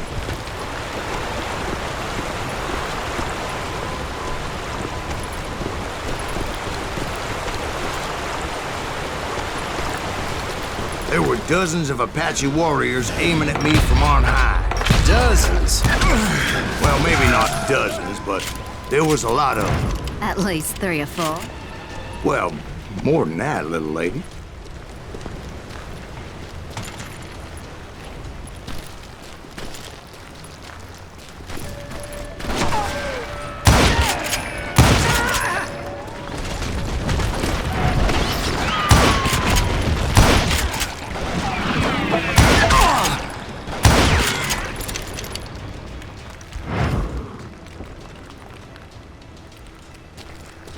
I had a steep climb up creek ahead of me and scrambled up those rocks like a mountain goat. I was determined to locate Grey Wolf and find out exactly what the hell he was trying to tell me.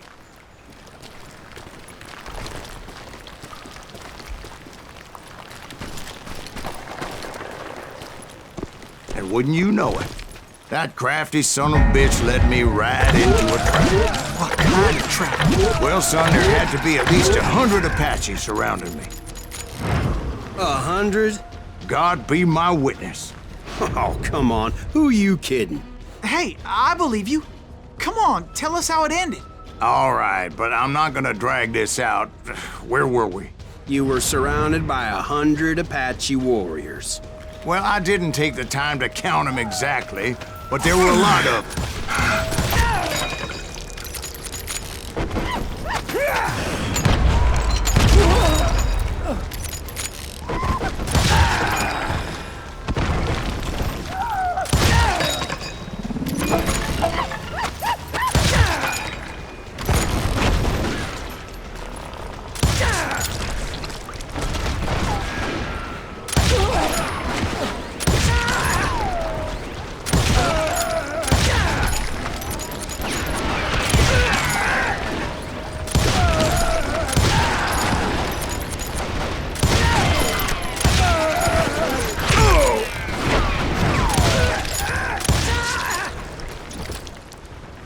And in the end, a path appeared before me that I had not seen before.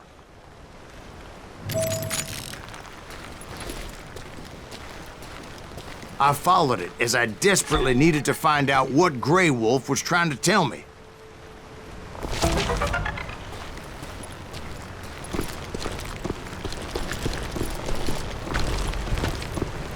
But it was like that son of a bitch disappeared into thin air.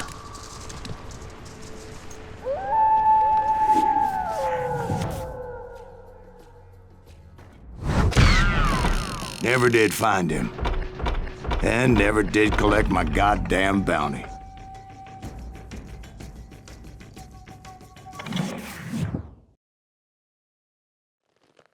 Thank you, darling.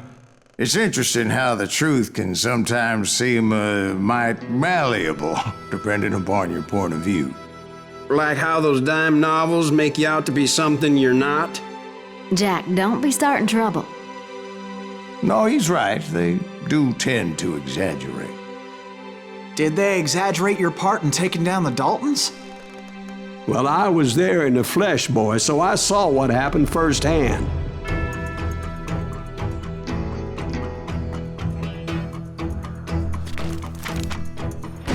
Those Daltons were lawmen once, before they all went bad, robbing banks and trains clear across the territory. Until Coffeeville, of course. I was one of the citizens who took up arms that day.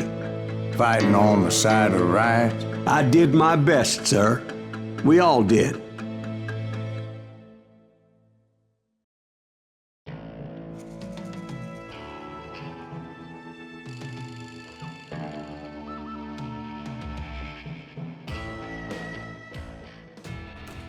It was early morning. One of my friends was a local gunsmith, and he handed out firearms to anybody who'd take one. You see, the Daltons got it in their heads to rob 2 banks at the same time. 2 banks on the same damn street. Story was Bob Dalton's girl was always writing him about how he had no ambition. Well, the locals recognized the Daltons right off.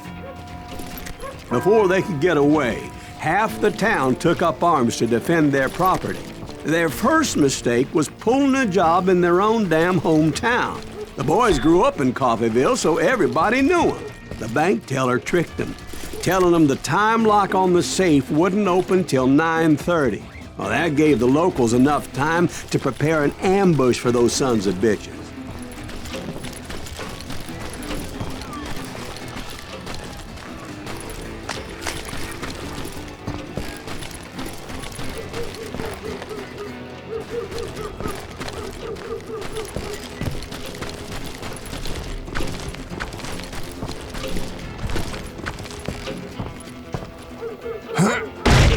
Got us an eagle. holes in them! Okay, now you're really pissing me off.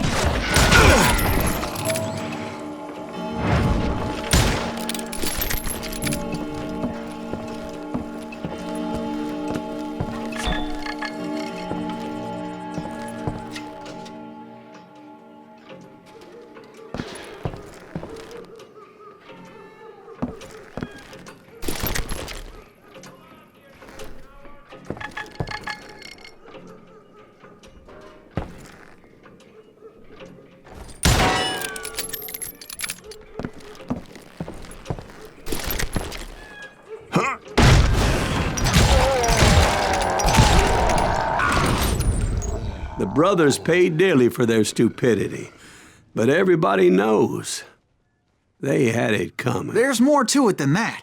I read all about that day, so I know for a fact that it went down very differently.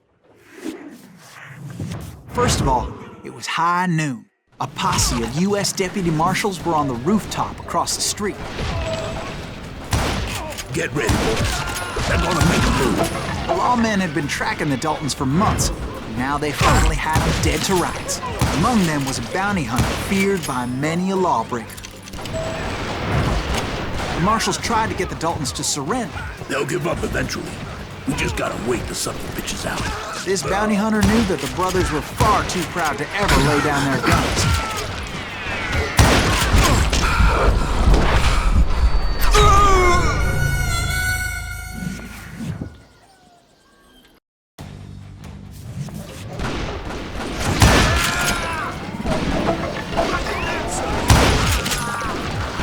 Those boys had a reputation as stone-cold killers. The marshals took every precaution, knowing they wouldn't go easy.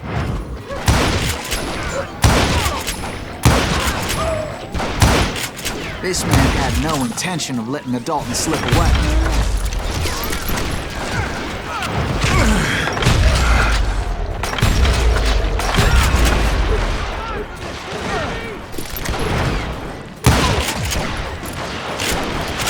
He went in there alone to confront those criminals. One of the marshals shouted, "Where are you going? Are you crazy?" Hey, where do you think you're going, dumbass? That rifle's mine. But he paid him no mind. He saw a way to get around to the back of the bank.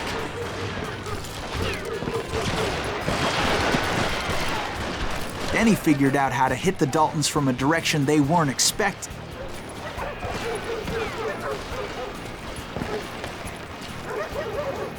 From above. Fortunately, a water tower was right there.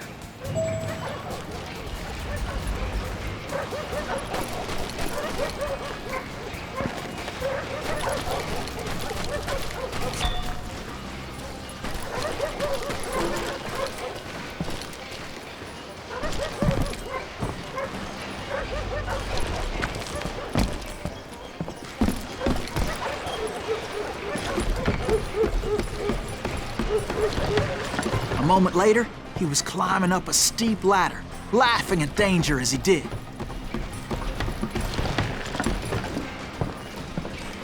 It was brave men like him who risked their lives to tame this wild country.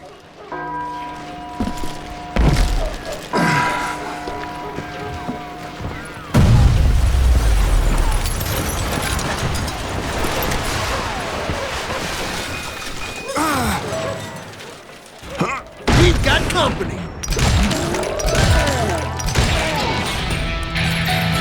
Heroic men like him, who did what other men couldn't or wouldn't to make this country free. Like Jim Bowie and Davy Crockett, who died defending the Alamo. Son of a bitch!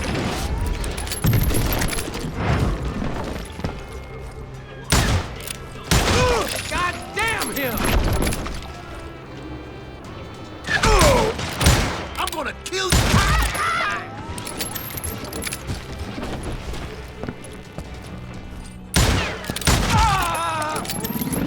You better hide!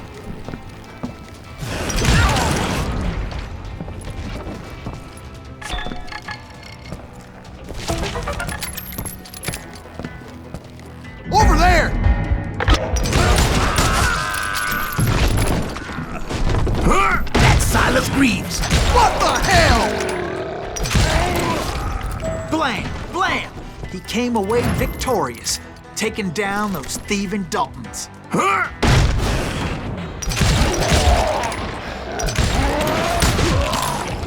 His name was Silas Greaves, and when the dust finally settled, he was the last man standing.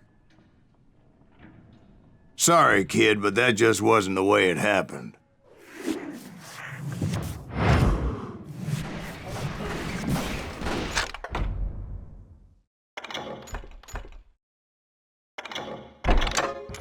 It was early evening, not high noon.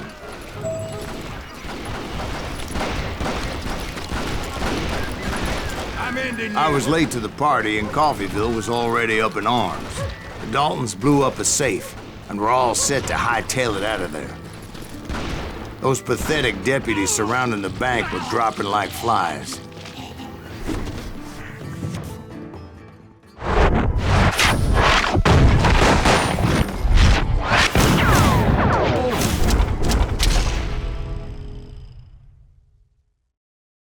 I had been tracking those jokers for months, waiting for them to do something reckless. And finally, they did. Those stupid bastards decided to rob 2 banks at the same time in the same town where everybody knew them. But they still had friends in Coffeyville. What are you gonna do? Keep shooting. I don't mind.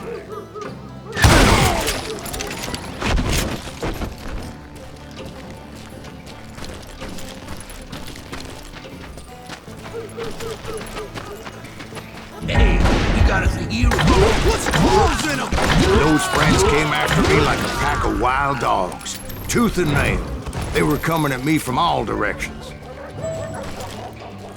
I caught sight of the Daltons running with the money and didn't want to lose them. Problem was, they knew the town better than I did. And to top it off, I found myself in the middle of another shootout entirely. Did the Daltons hole up in somebody's house? No, it was the Smiths, I believe. They know who we are. They were cousins of the Daltons. And they were shooting at the Browns, who were shooting at the Daltons.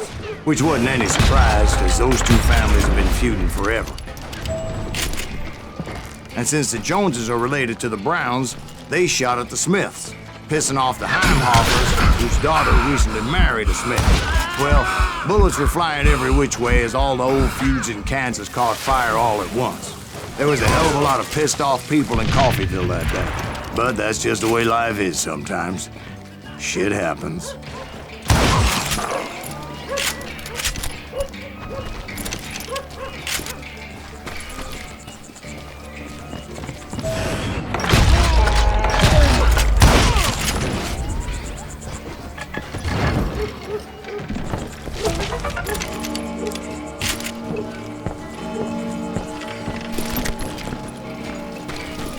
The Dalton boys knew I would never give up. Those Daltons weren't the sharpest knives in the drawer, but they always stood together. They set a trap to slow me down and allow at least 2 of them to escape. The 3rd brother stayed behind to plant me, just in case that trap of theirs didn't work.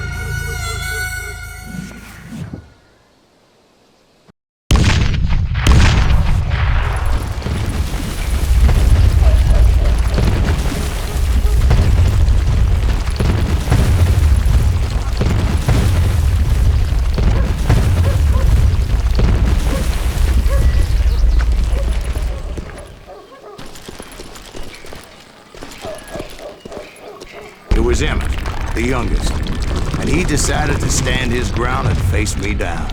I ain't afraid of you, Silas Greaves. This is where it ends for you. He was determined to protect his brothers. I understood how he felt. Taking me on all by his lonesome wasn't exactly a recipe for a long life. I'm gonna tear you apart. But Emmett Dalton survived the robbery in Coffeyville. He's the only Dalton who did. They say he was shot 23 times. Well, Dwight, who do you think put all those damn holes in him?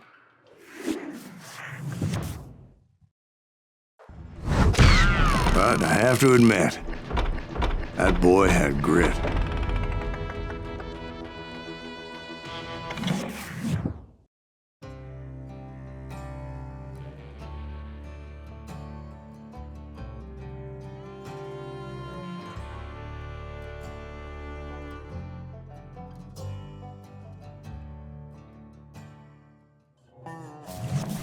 We'll get those suckers! It took me a couple of days to track the Daltons down.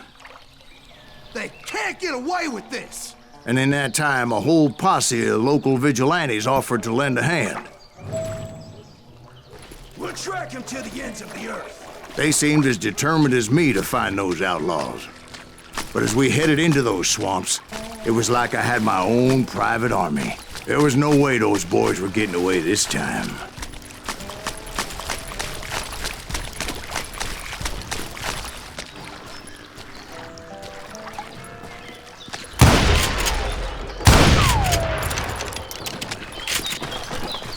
It was early fall, right? Beautiful time of year.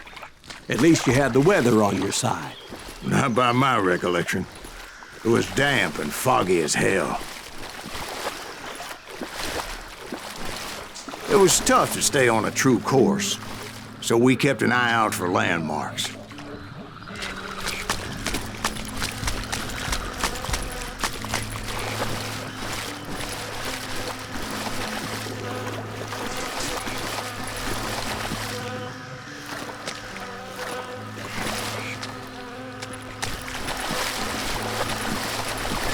It was autumn. The maple trees were in full color, red as blood.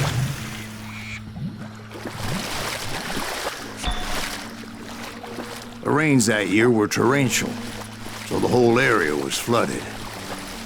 The vigilantes had spread out wide, and pretty soon I couldn't see anybody.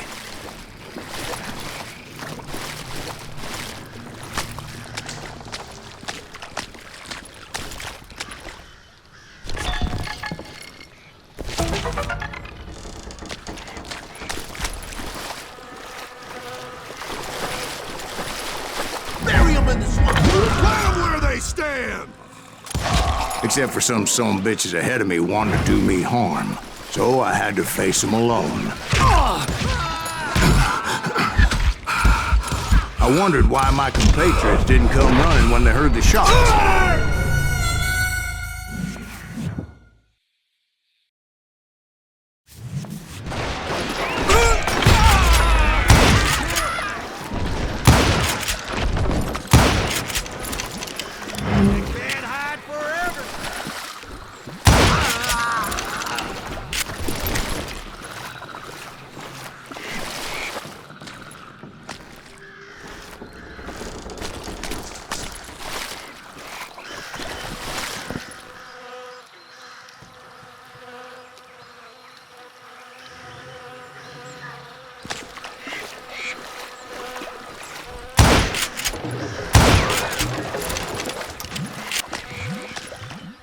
So did you find the Daltons? Not yet, but I did have the questionable pleasure of meeting a few of their friends.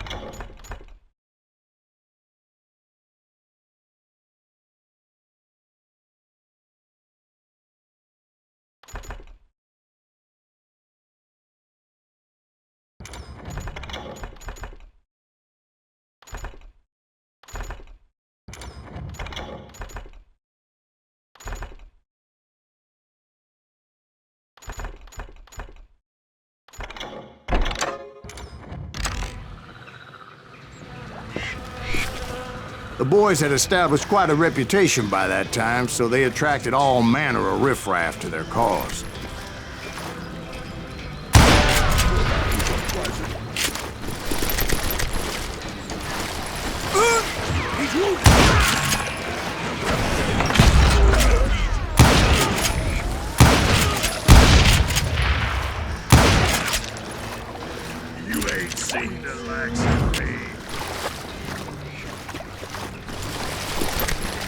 ready for a battle of buckshot?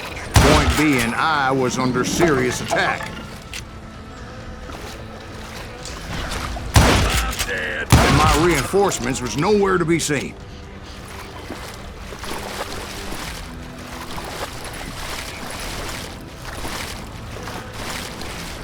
Bury him in the swamp!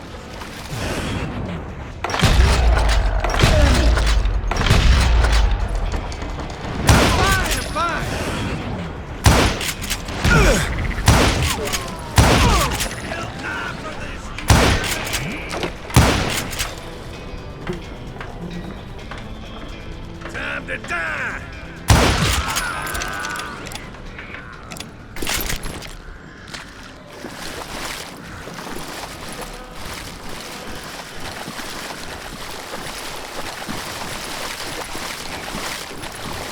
But luckily, a barn materialized as if right before my eyes. I scrambled up top to get a better view.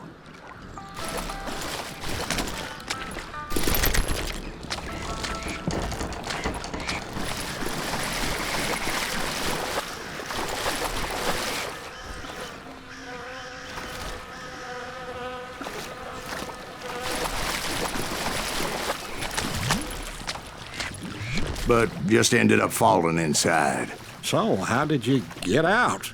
The barn doors was open. About right then, I saw some suspicious characters running through the bushes. Of course, I followed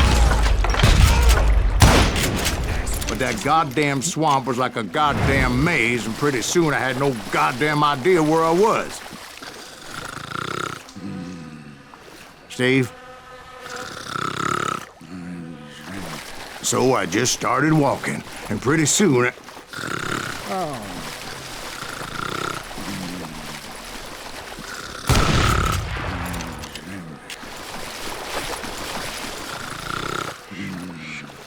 Steve? Steve! Huh? Oh, no, I'm listening.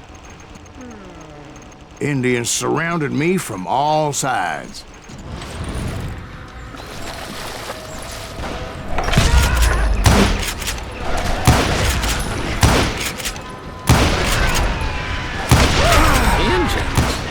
They were Indians? No. I just wanted to make sure Steve was paying attention. Now, where was I? You were following the Daltons through a swamp? That's right. See, Steve? Dwight's paying attention. No, I'm listening. I was just resting my eyes. So, where was I? The Daltons. Right. See, there's a reason so many outlaw gangs are made up of brothers. Being a brother is a very sacred thing. It's a bond like no other.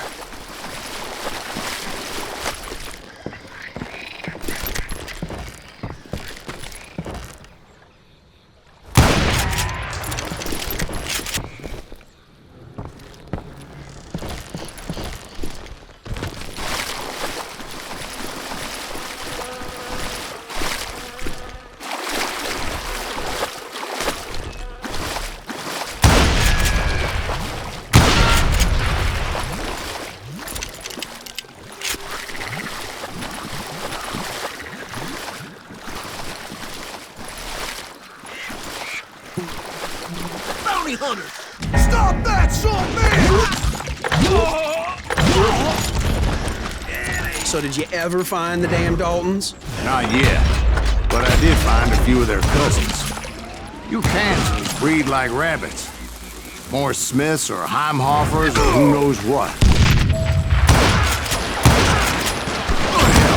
What's more important than family? I bet Ben knows what I'm talking about. Kill that goddamn bounty hunter!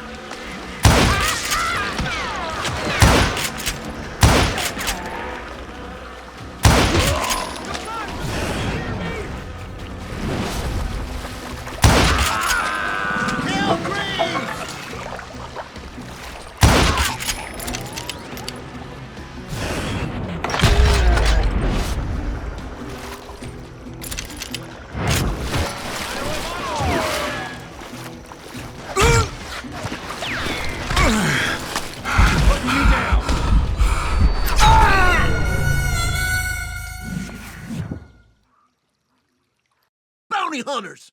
Stop that, son of a bitch! Surprise!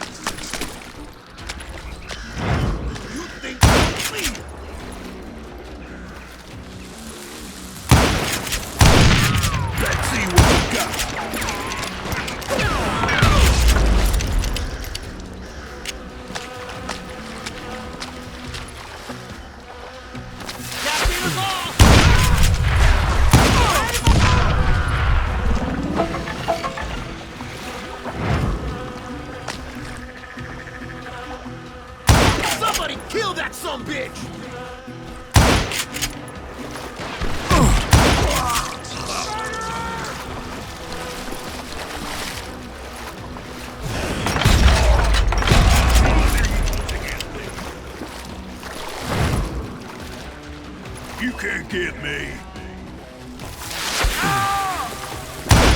He has it coming.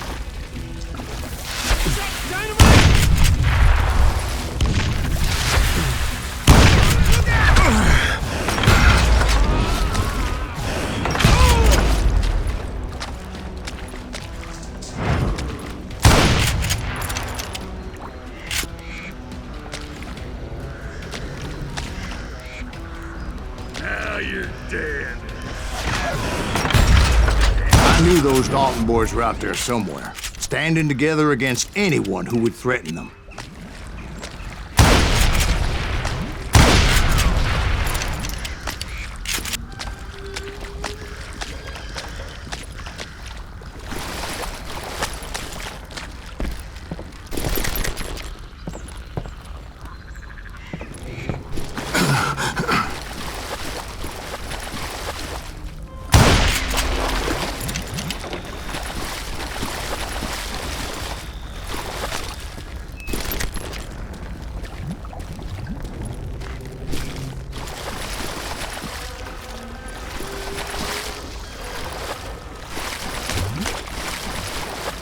That's when I saw it. A goddamn steamboat. A steamboat? In a swamp? Yeah, Steve, but this wasn't much more than a wreck, really. But how'd a damn steamboat end up in the swamps? Yes, it floated off during the flood of '89. Now, was it a stern-wheeler or a side-wheeler? What? Does that really make a difference, Steve? It was a steamboat with a goddamn army on board. It was then that a fusillade of bullets come raining down from on high. And those vigilantes who accompanied me weren't anywhere to be found. But among those men that were shooting at me, I thought I saw some familiar faces.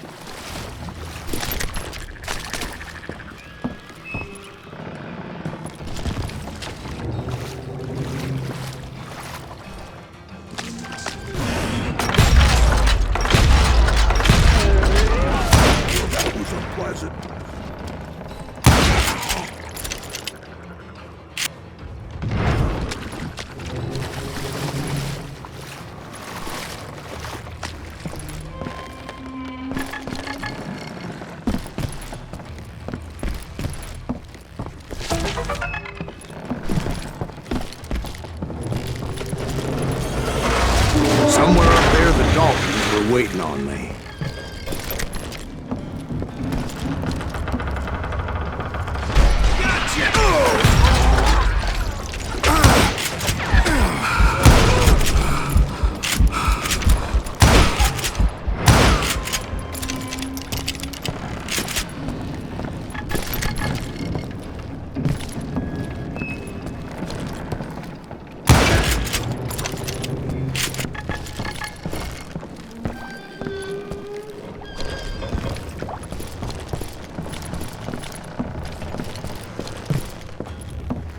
Sounds like you don't give up too easy.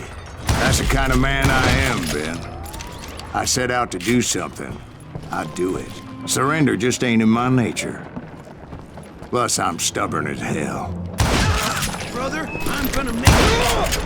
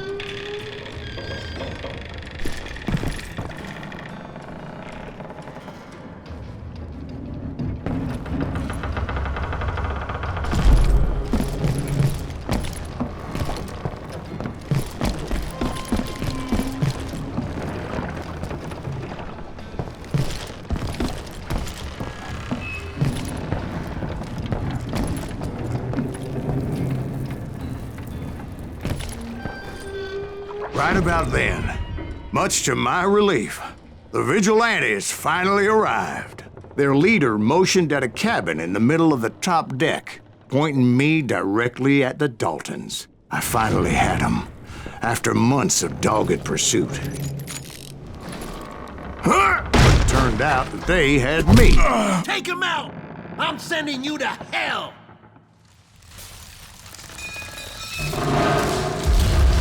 The Daltons had played me like a fiddle. Apparently, the vigilantes were on their damn payroll. They didn't just want to shoot me. They wanted to burn me alive.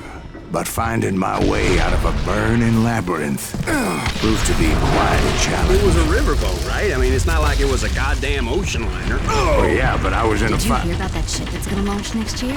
Largest one in the world. They're talking about the Titanic.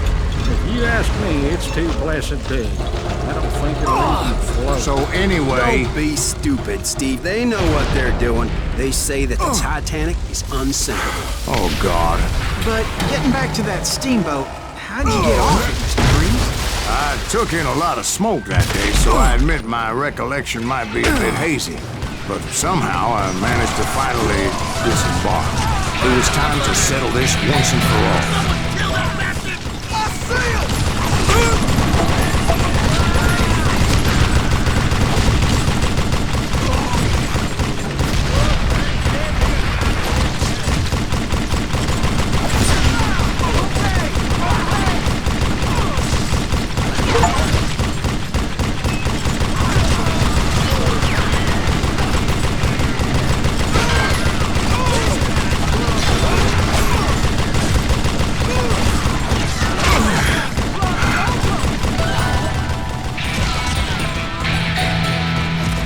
Bob and Grad weren't about to come at me one at a time. They were in this together. Two brothers side by side, determined to take me down. Confident that this time the odds were on their side.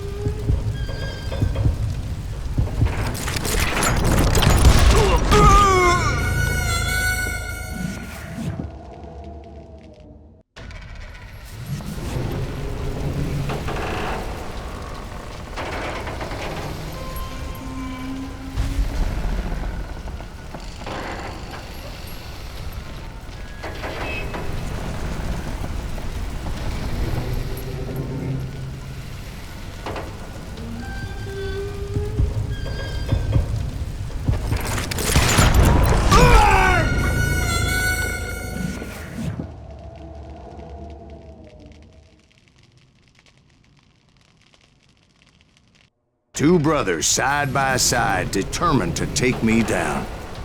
Confident that this time the odds were on their side.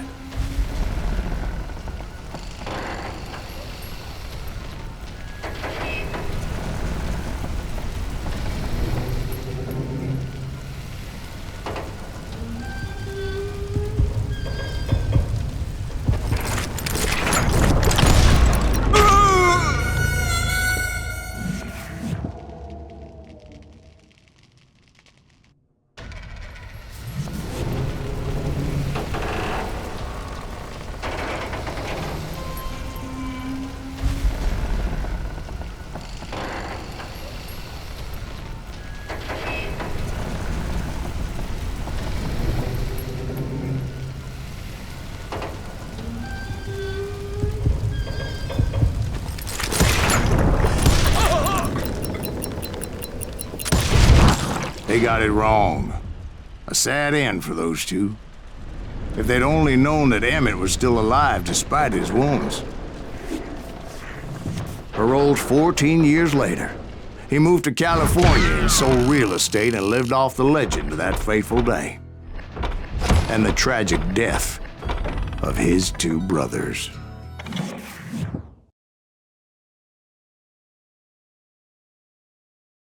My own brothers died tragically as well, truth be told.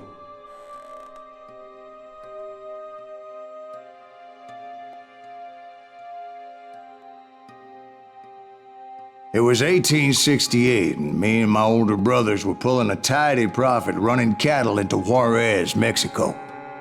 One night after my brothers retired for the evening, I found a little poker game in a cantina with a couple of cowboys. And I just couldn't lose. I even won an old Spanish coin that had to be 100 years old. Well, I was mighty pleased with myself the next morning as my brothers and I rode for Texas. But before we crossed the border, those cowboys caught up with us. It was Johnny Ringo, Roscoe Bob Bryant, and another asshole named Jim. They wanted their money back and everything else we had, including our lives, as those boys didn't want us coming for them later. Bob put that old Spanish coin in my mouth and said, "I won't have it said that I left you with nothing, boy." Well, those horses bolted, and there we hung as those bastards rode away. The branch finally snapped under the weight of the three of us, but being my older brothers were bigger and heavier, they were already dead. And right then I swore to myself that I would avenge them. Ringo you know about. But Bob eluded me, until I heard he was riding with the Wild Bunch.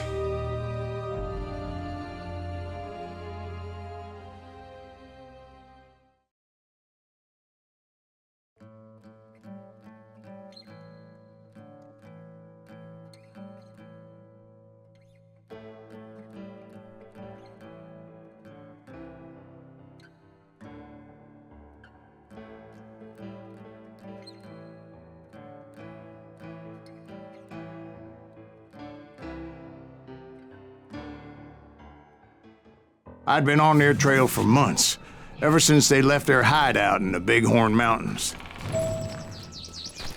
Led by Butch Cassidy, they were a loose association of outlaws who robbed banks and trains from Colorado to Montana.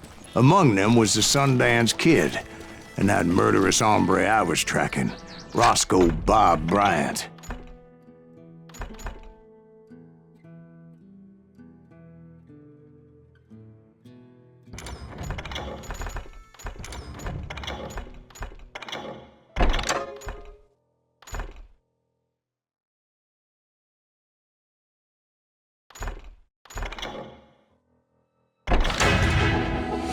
You a part of that giant Pinkerton posse after the Wild Bunch? No, boy. A circus like that would have slowed me down. Besides, I wanted Bryant all to myself. I'd heard about a large shipment of gold being transported to Wilcox, Wyoming on the Overland Flyer. I figured the Wild Bunch would likely hit such a treasure, and by God, I figured right.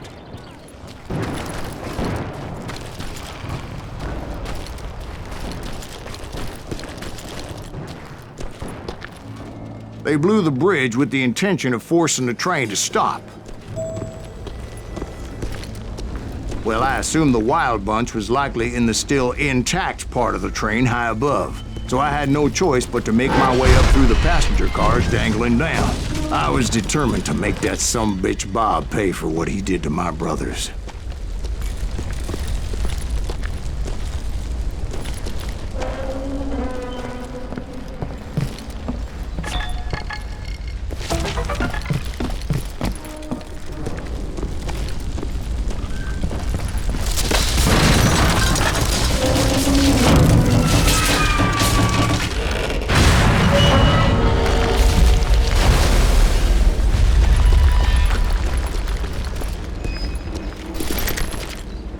I found the device they used to blow the tracks, so I knew I was headed in the right direction.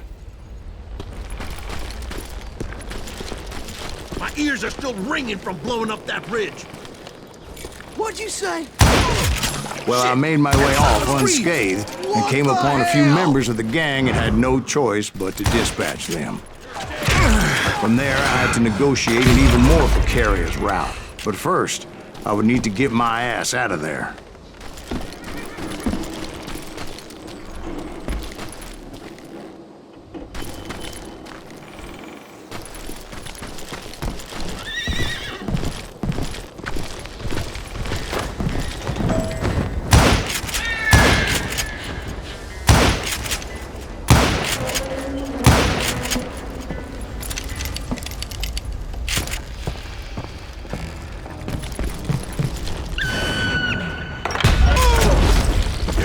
Jumped from the frying pan into the fire as the train was clearly fixing to fall.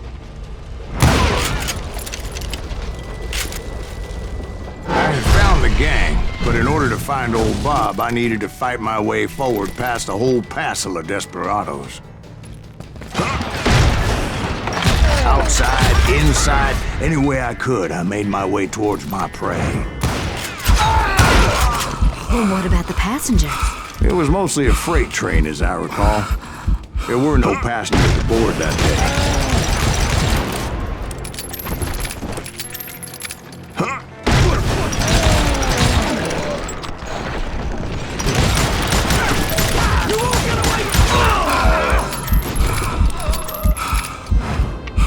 As I mentioned before, I am not fond of heights.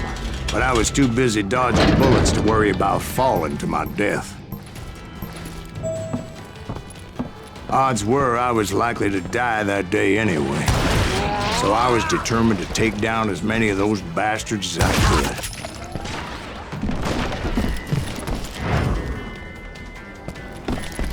Hide you, little son of a bitch!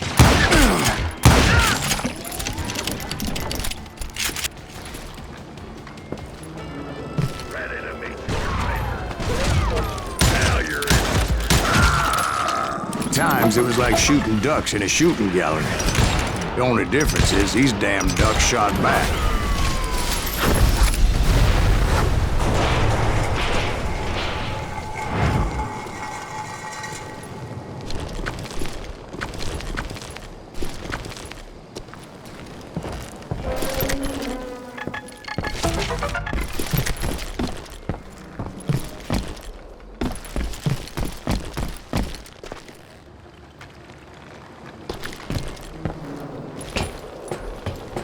I kept hoping the law would show up and give me a hand. You mean like that giant Pinkerton posse that I read about? Did they come riding in, guns a-blazing to help?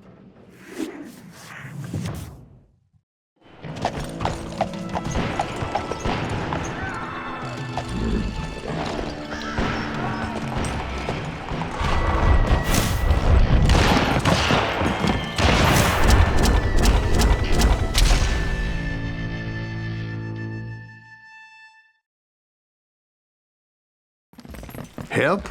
From the Pinkertons? No, son. I had to fight the wild bunch all by my lonesome, as usual. Who the hell is that?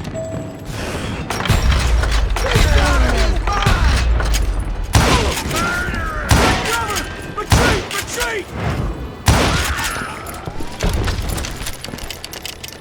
killing everybody! You calm down the... They'll kill us all! I'm gonna cut you in two.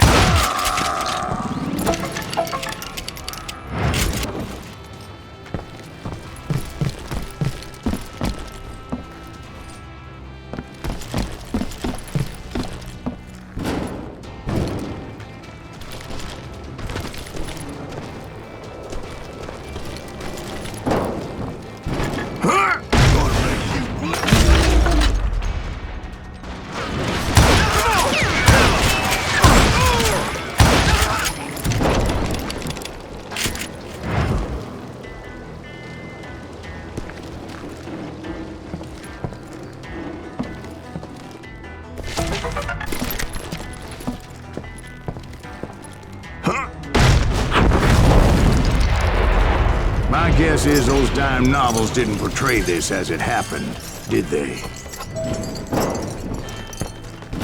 Only a few stragglers were left. I had to cut them down pronto if I was going to stay on old Bob's trail.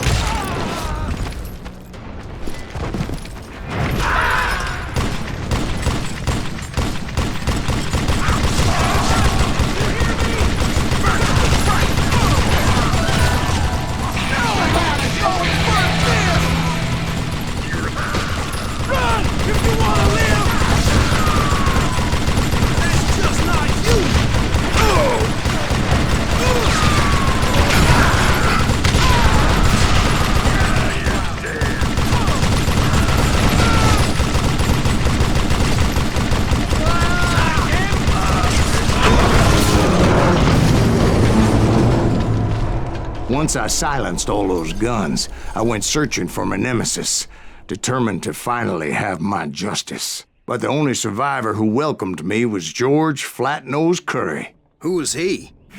The fastest gun in the gang. Right after Sundance, I mean. And Kid Curry, and maybe Elsie Lay. Though some folks might dispute that.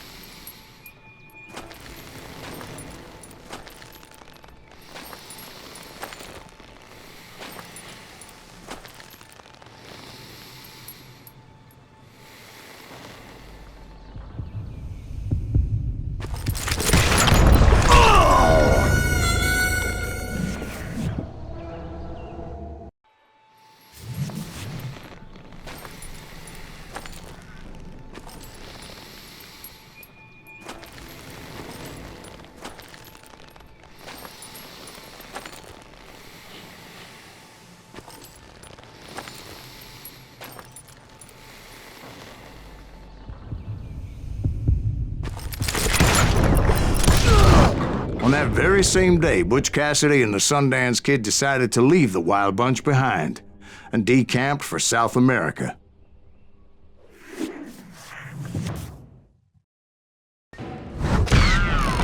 They ended up living down there for many years, but I'm sure you already know all about that.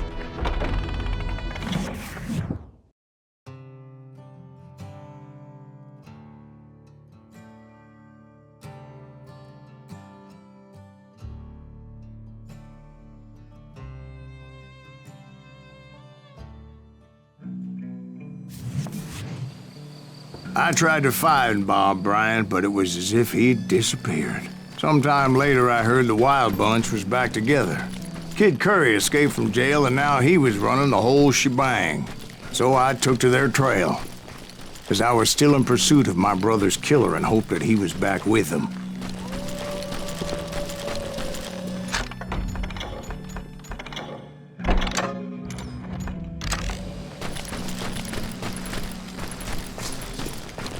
That Kid Curry's kinda crazy, ain't he? Don't let him hear you saying that.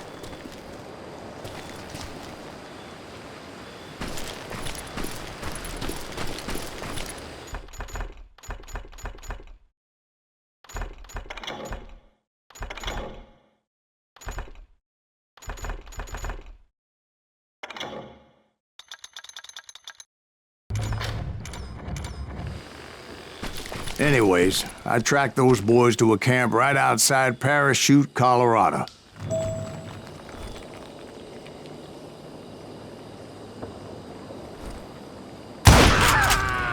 Being outnumbered, I didn't bother with a warning shot. I just started taking those bastards down.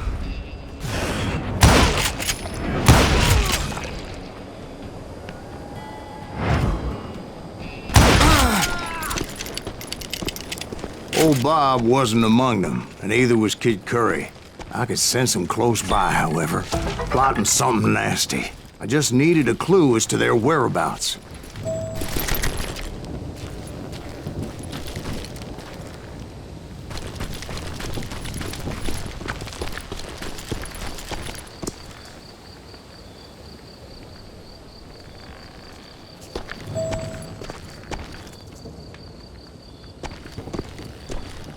And I found one.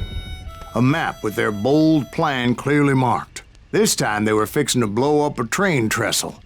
Property of the Union Pacific.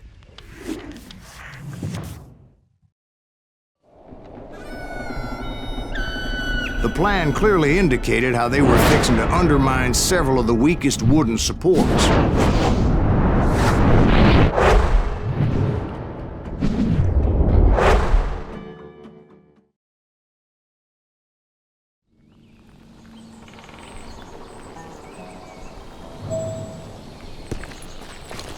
Kid Curry was considered the wildest of the wild bunch. It was said that he fathered 85 bastard children, though some say it was only 5.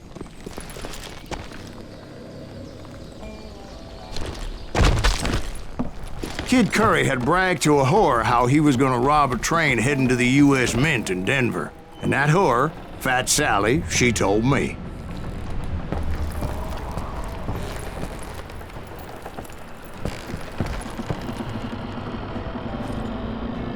The bridge was rigged with dynamite, so I decided I'd best be careful confronting those bastards. A moment later, I saw a ladder that somehow had escaped my attention. Don't you blow us up now. Don't worry, I know what I'm doing.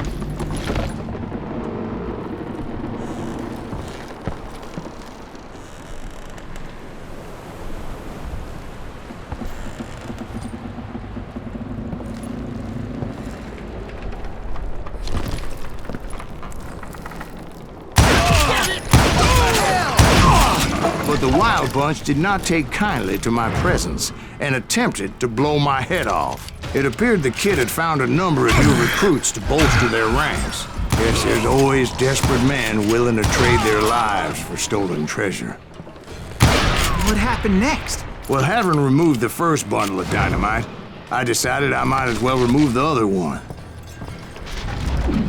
Once that was done, I figured I'd find my way from there.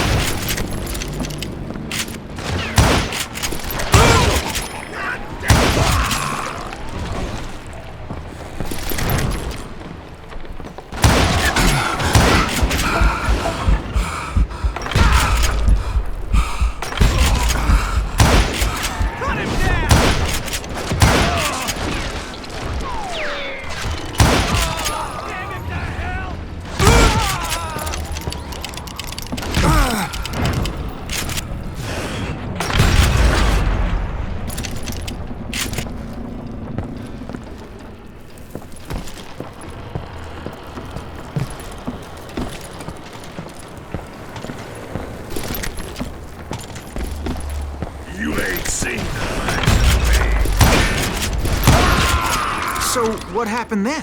Had to remove more of that damn dynamite.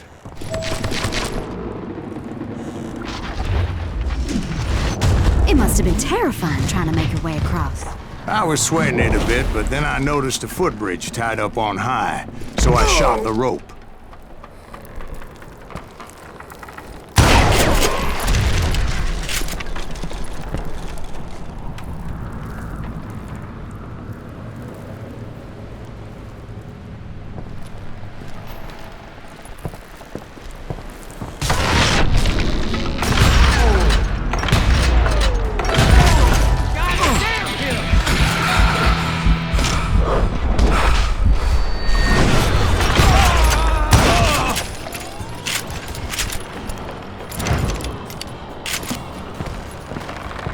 So that was all the dynamite? Funny you should mention that, darling.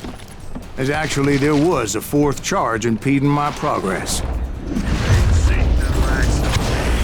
Once I removed it, my path was pretty clear.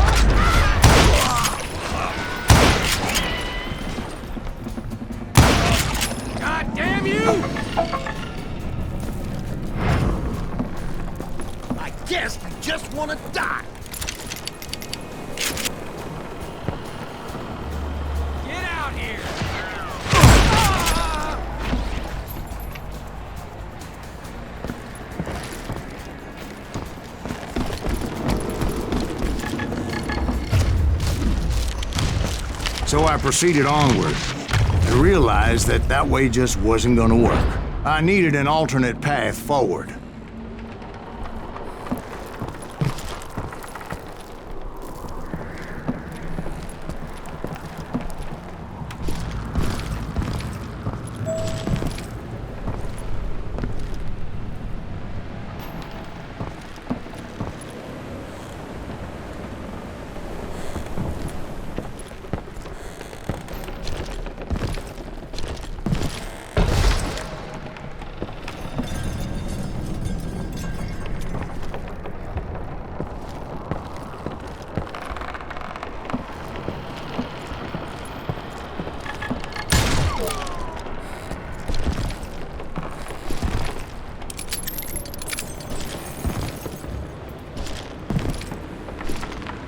Of course, I had to tread carefully. Otherwise, I could, well, die.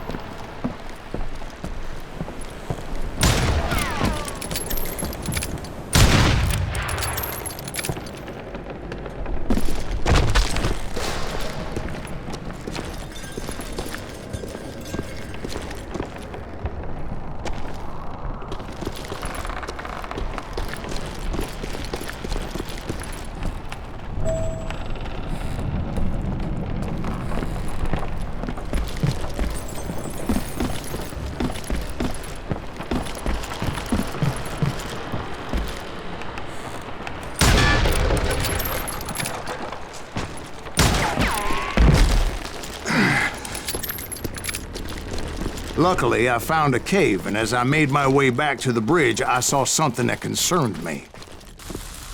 It was a long, burning fuse, and it was moving fast as hell. I had to catch it.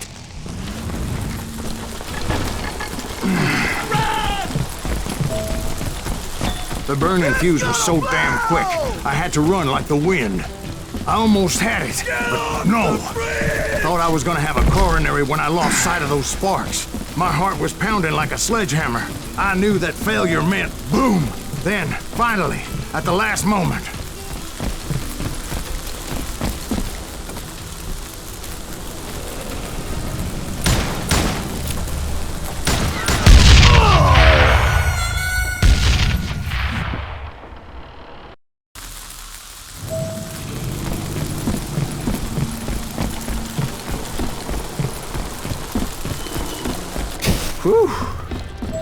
course, I was successful, or clearly I wouldn't be talking to you folks here today.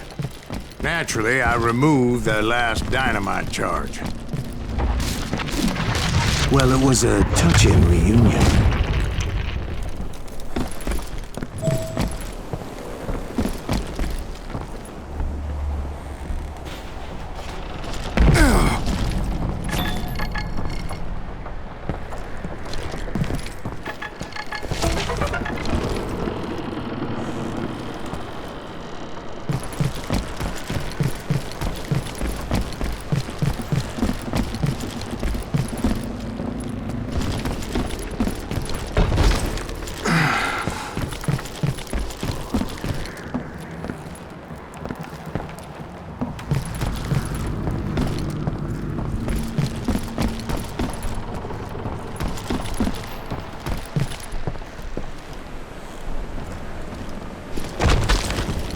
But by this time, I was thoroughly exhausted and dragging my ass, as I was not a young man anymore.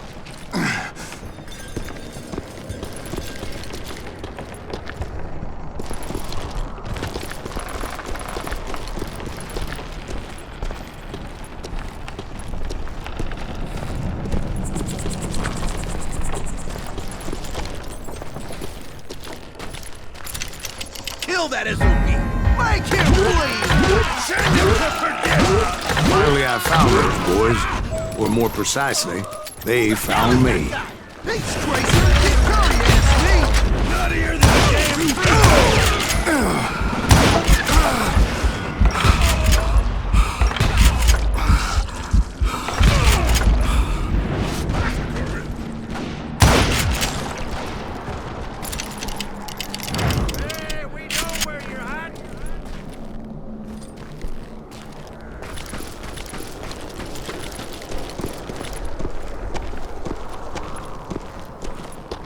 Just when I thought things couldn't get worse, Kid Curry opened up on me with a goddamn Gatling gun.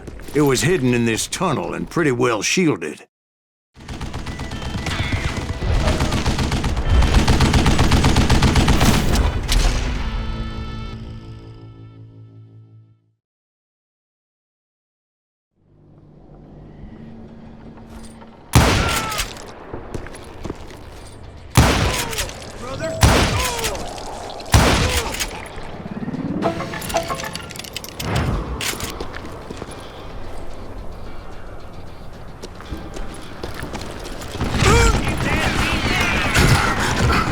Luckily, I had located some dynamite.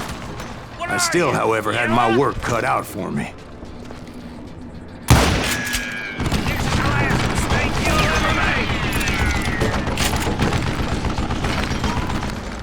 Hold him off while I reload.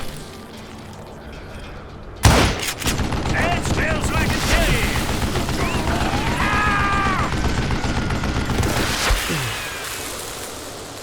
It's not bad. Damn it, I need some help here. Come on, boys. Take this sumbitch out. Damn! These fat bastards. Give me a hand here, goddammit. Shit! Eventually, I brought that tunnel down. And that's when I met Kid Curry himself. He had decided to stop pussyfooting around and deal with me personally.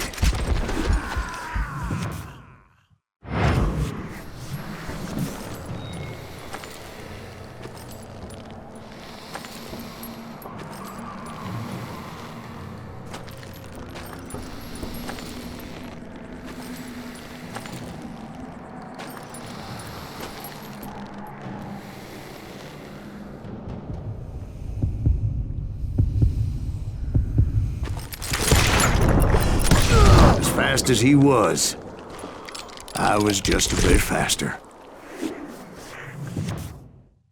And as he lay wounded, I demanded to know the whereabouts of Roscoe Bob Bryant. He shouted at me. Is that what this is about? Bob went with Butch and Sundance to South America. You ain't never finding him.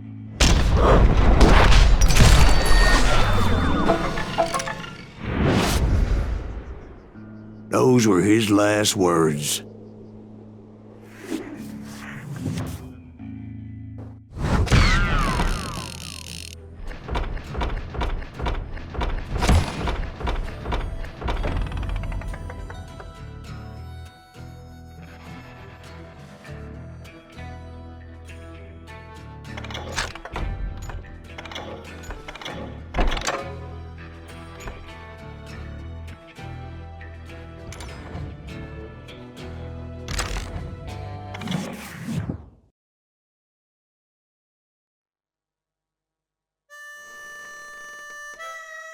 So, Bob Bryant got away? I knew I'd never find him in South America. What about the other killer? Yeah, you kinda glossed over that one. Well, I found Jim not long after my showdown with Ringo.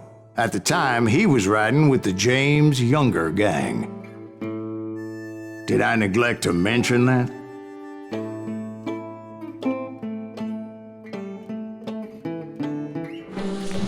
Jesse James? The greatest outlaw who ever lived? Jesse and his kin rode with Quantrill when he raided Lawrence, Kansas, and killed near 200 people, boy. Nothing great about that. And from there, him and his brother went on to rob banks and trains from Kansas to Missouri. Which is why there was such a rich bounty on their heads. 40 grand for both of them, dead or alive. That's one hell of a payday.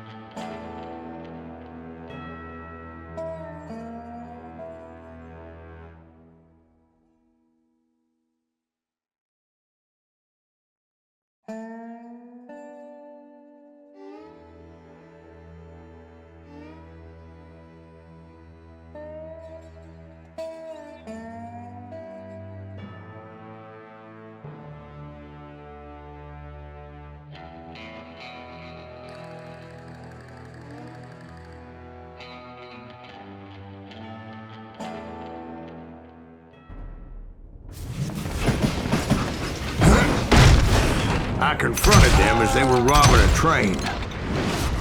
Bullets were flying at me from every which way.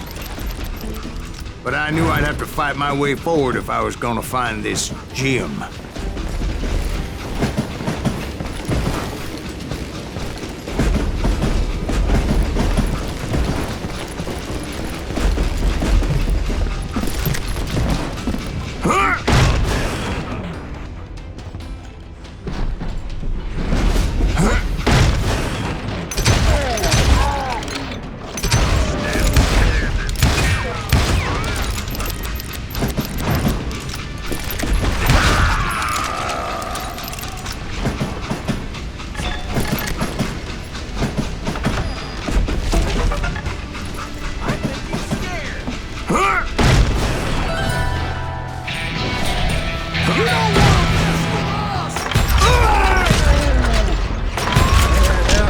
How'd they stop this train in the first place? Well, the James boys were experts at this.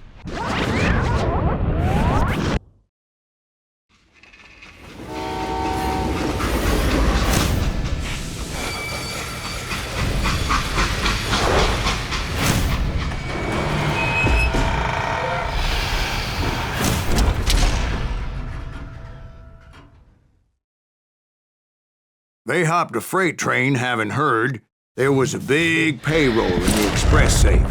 So, I hopped the same train.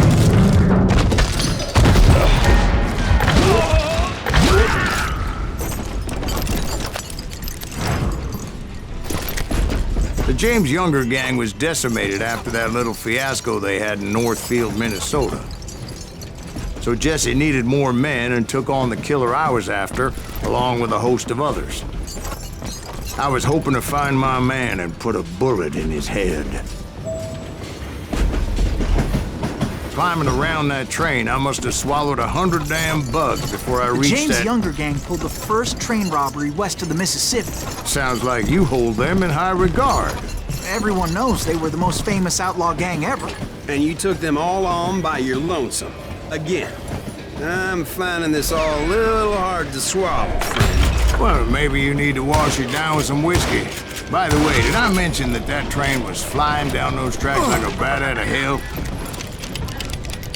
Show yourself, coward!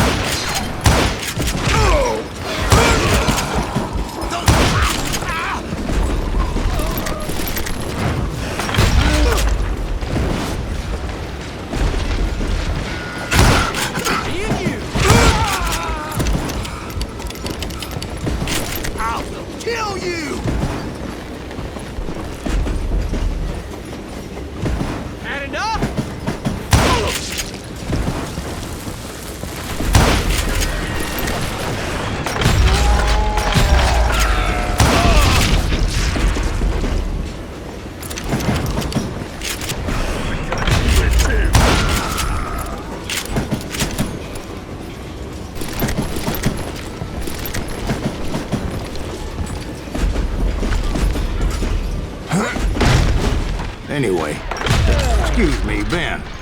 Where would I find the gentleman's facilities? Suddenly I have an urgent need to drain my one-eyed snake. Well, I've had more than a few drinks, and I've been sitting here for quite a spell.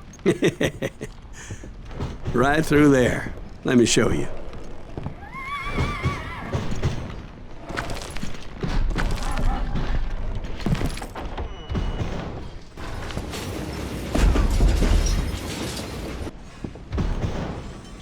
I never heard so much malarkey in my life. You think he's bullshitting us? You don't think he's Silas Greaves? I think he's just some old drunk looking for some free liquor.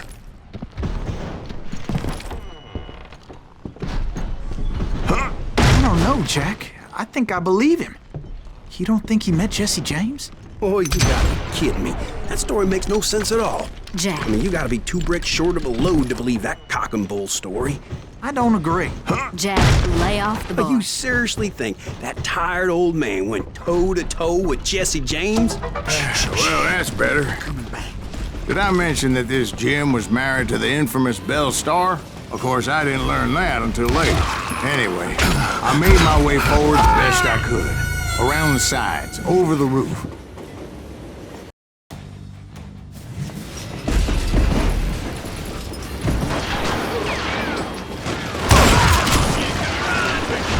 At some point, some sumbitch saw me and shouted out, "It's the damn Pinkertons!"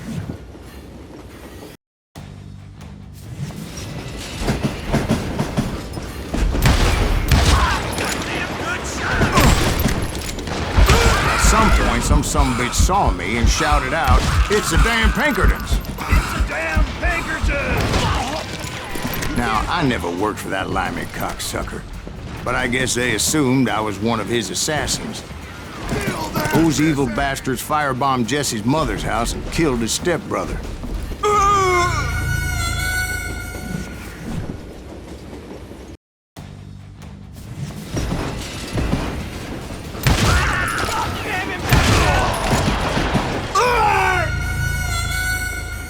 It was definitely safer on the inside of the train.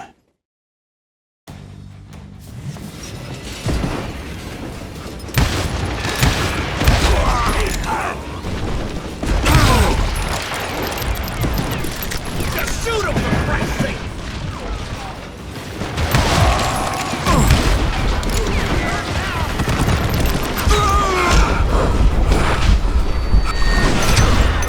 Why is that sumbitch still standing? It was no wonder each and every asshole on that train wanted me dead. Everybody's always mistaking you for somebody else, aren't they? Why is that, I wonder?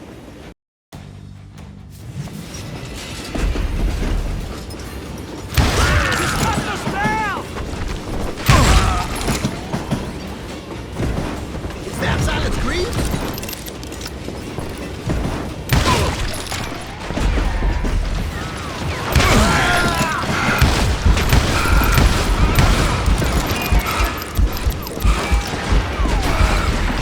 You can't fight James, gang!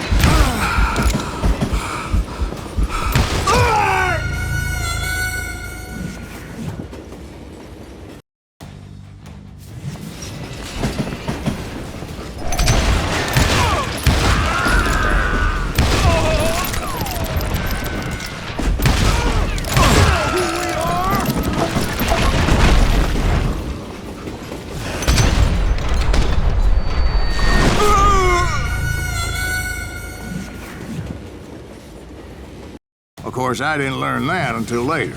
Anyway, I made my way forward the best I could. Around the sides, over the roof. You don't want to mess with us!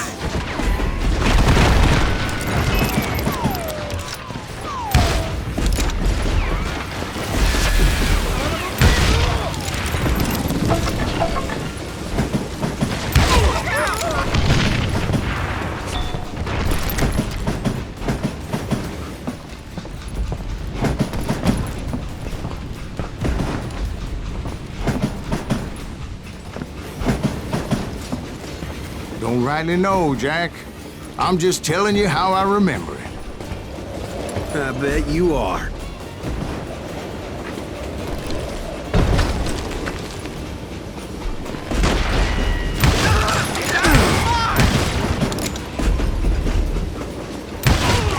Come and get me, you got my guts!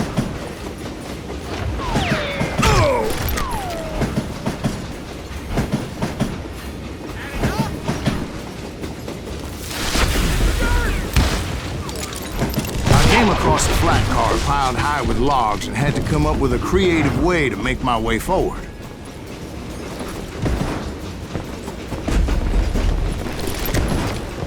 I wondered if I was ever going to find the front of that train, or the bastard I was after. Right about then, I was attacked by some asshole on a Gatling gun.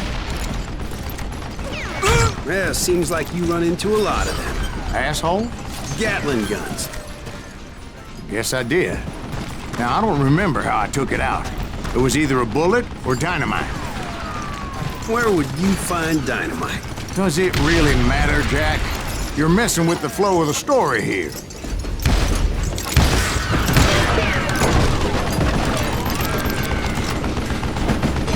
I'm putting you down! Hey, gotta reload!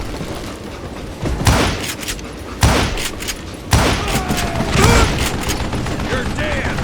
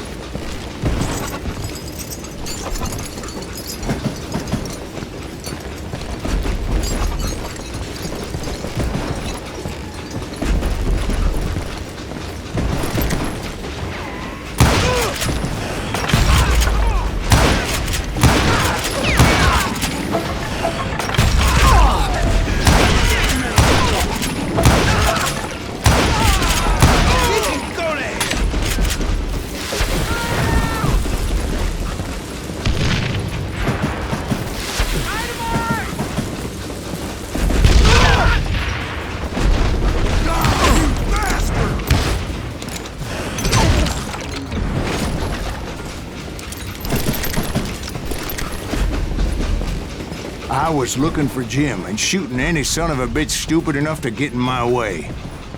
And that included Jesse James himself.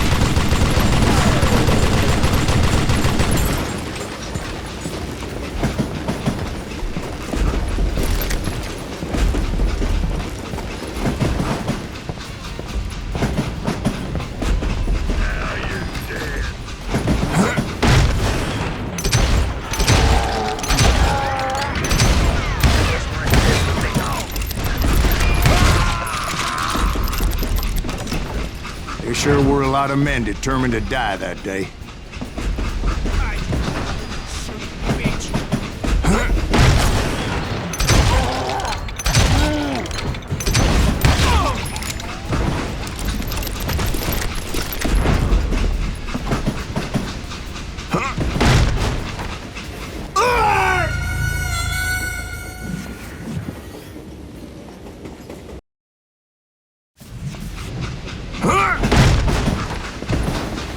It was then that Jesse detached the express car from the rest of the damn train.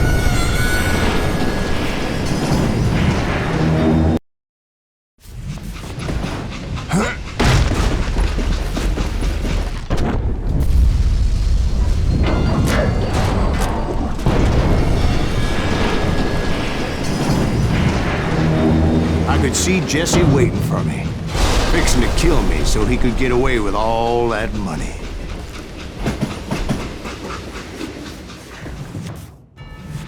You had a showdown with Jesse James?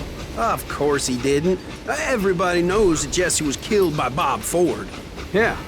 Jesse went out like John Wesley Hardin. Coward shot him in the back of the head. Guess it doesn't matter how far you run, does it, Ben? Your past always catches up with you.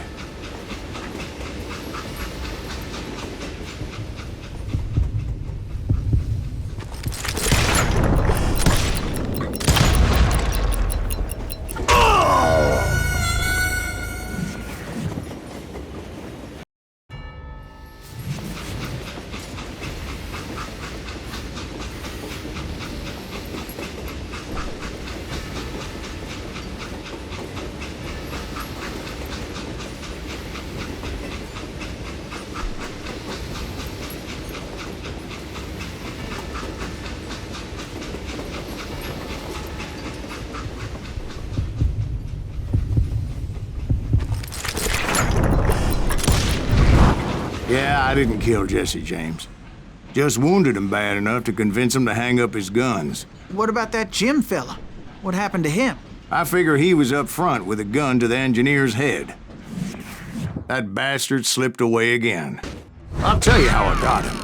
But first I need to wet my whistle.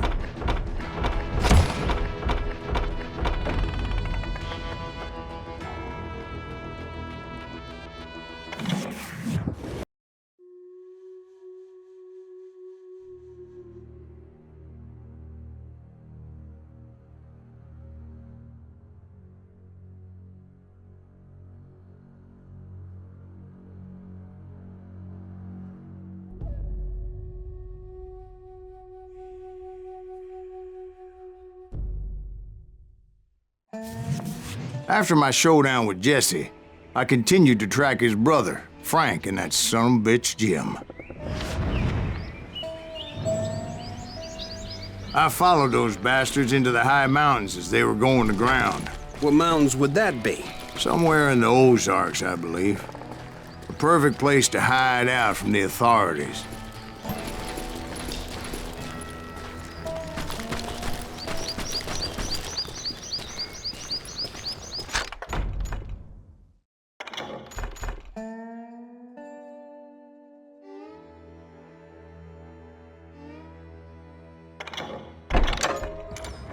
In fact, before I could find them, some Indians who fled the res and were hiding out from the military found me first. They probably thought I was a cavalry scout and didn't want me telling the military where they were. Indians? It could have been Cheyenne, but there was all sorts of renegades roaming the landscape back then.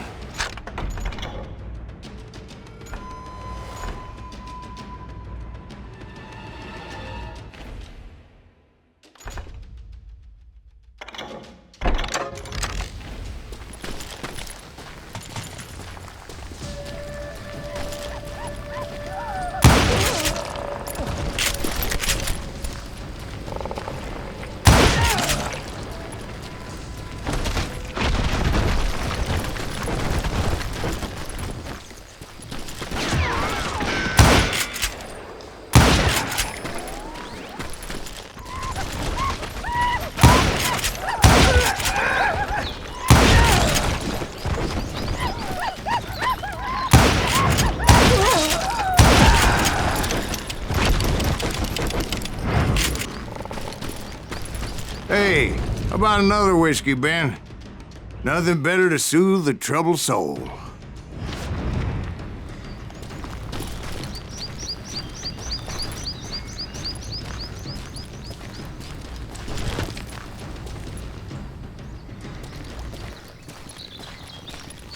Now, where was I?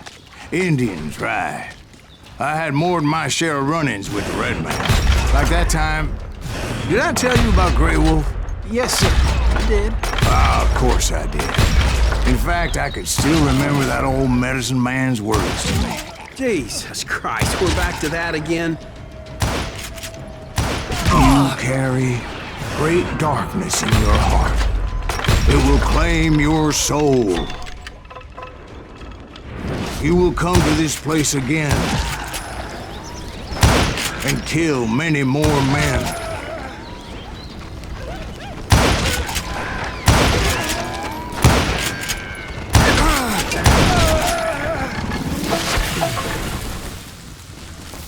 And the darkness will grow until it consumes everything you are.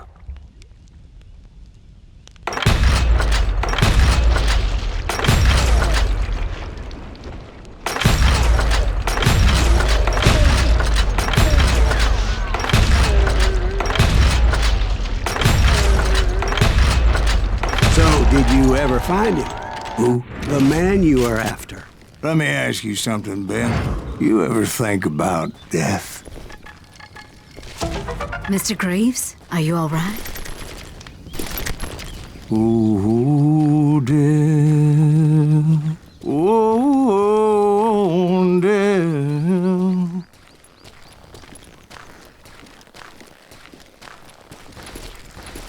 Won't you spare me over till another year? What is this that I can't see with ice cold hands taking hold of me? Well, I am death, none can excel. I'll open the door to heaven. Oh, death. Oh, death. Won't you spare me over to another year? Oh, death. Oh, death. Won't you spare me over till another year? So are you gonna answer the question? What question is that? Jim Reed. Did you ever find him? Reed was indeed that son bitch's surname. That's right, Ben. A despicable character. I remember him laughing like a hyena that cold morning they lynched me and my brothers. He was intent on avoiding my vengeance, but nothing was gonna stop me. Nothing.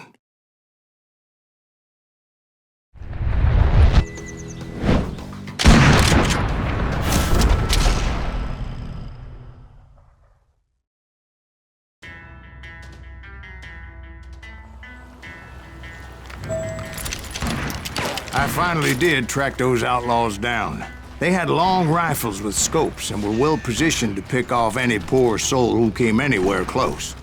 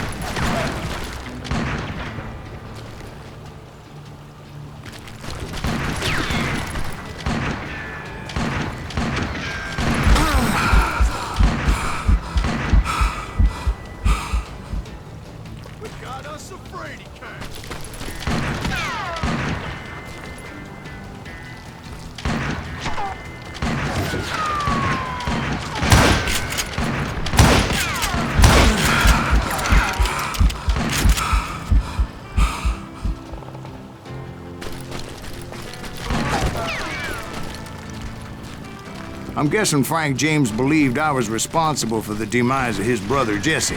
I couldn't really disagree with the man, as I thought Jesse was dead then as well. He backed off as I closed in on him, but he was still intent on killing me. And when I closed in on him again, he backed off again, looking for a better angle on me.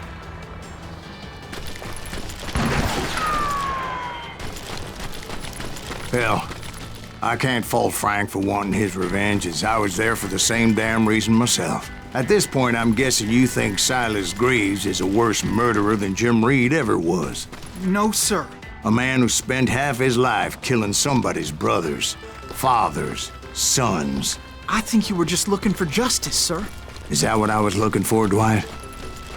Is that what it was? Justice?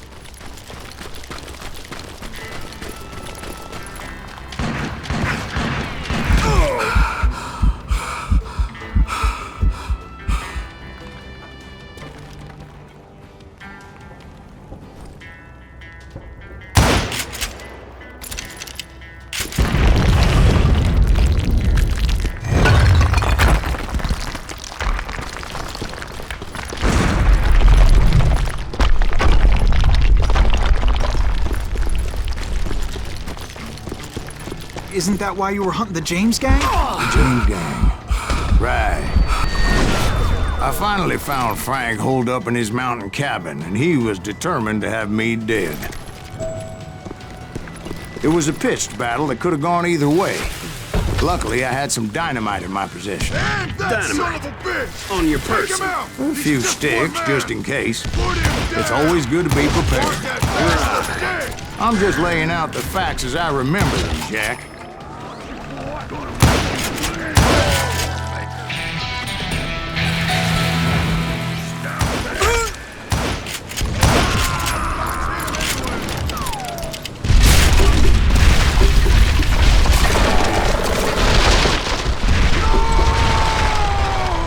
That old shack?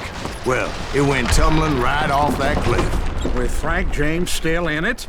Yes, sir. But Frank James is still alive, living in Missouri, showing folks around the family farm for 25 cents a tour. I didn't say he died in the fall, now did I?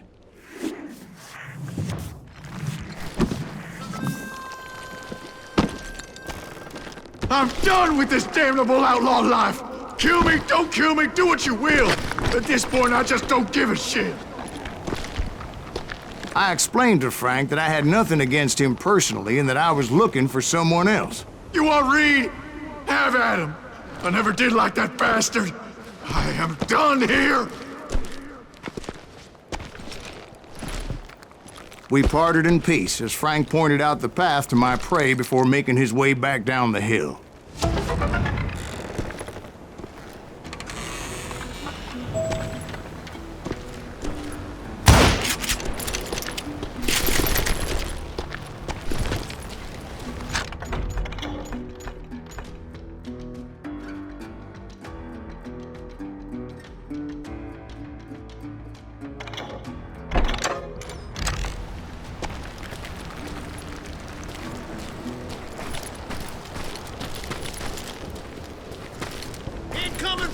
So, what happened with Reed?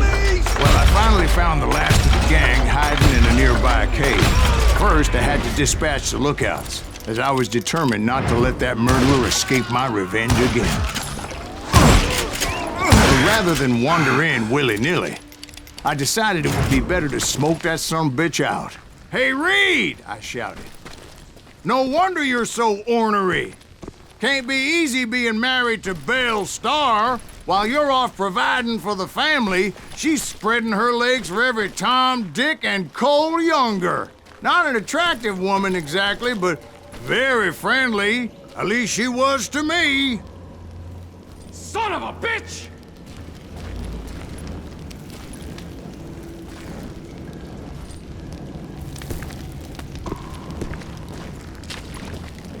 It was then that the last bunch of bandits jumped out of hiding. Why won't this asshole give up?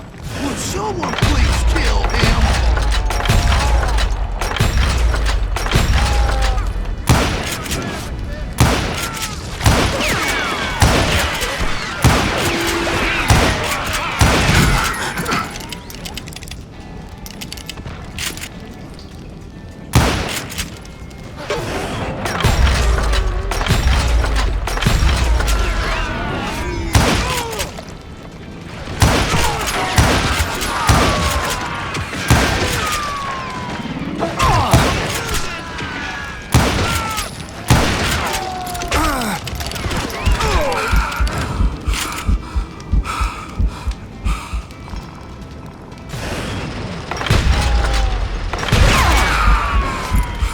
eventually, it was just me and Reed. I had waited a long time to face him down, so I could repay him for what he did to my brothers.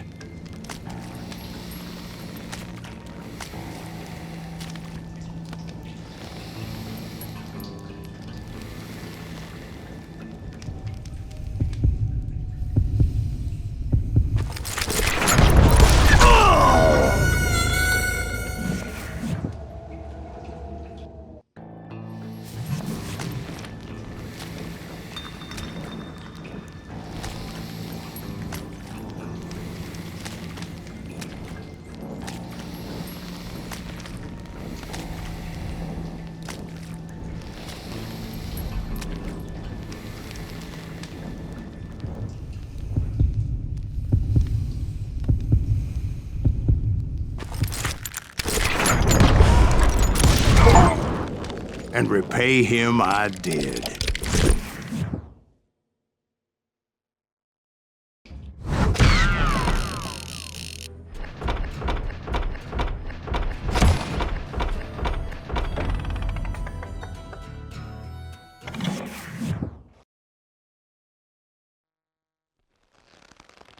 Well, I don't know about you boys, but I'm pretty beat.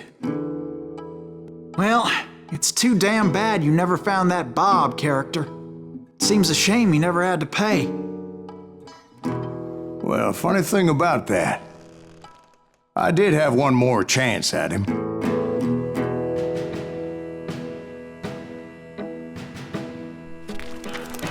Six months ago, I heard that Butch and Sundance were back in the States and had gathered up some of their old gang.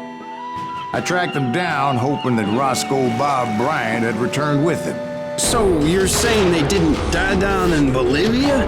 That's what I'm saying.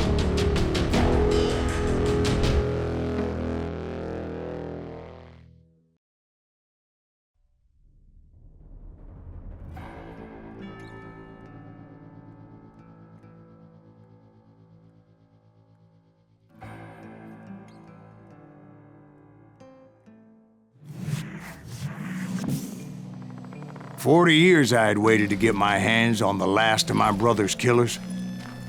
Not even an army of demons could have stopped me now.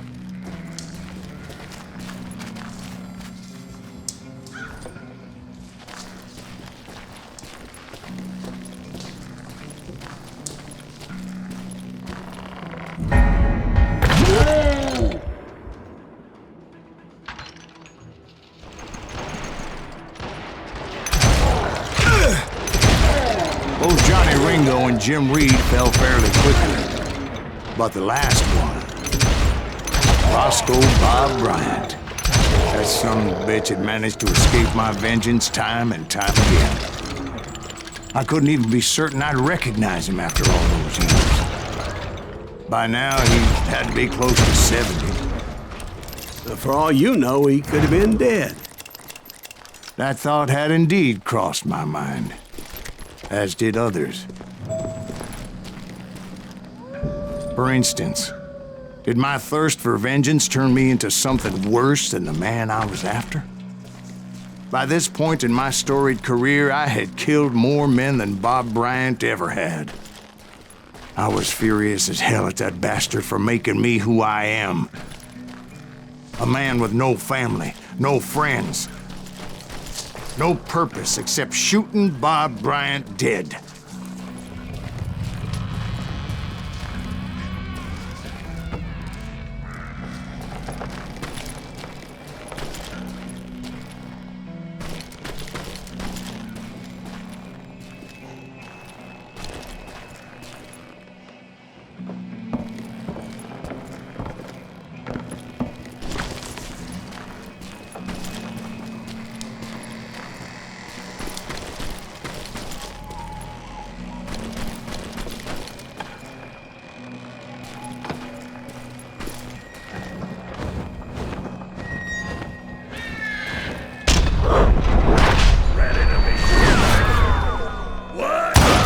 Nothing could stop me from taking his life.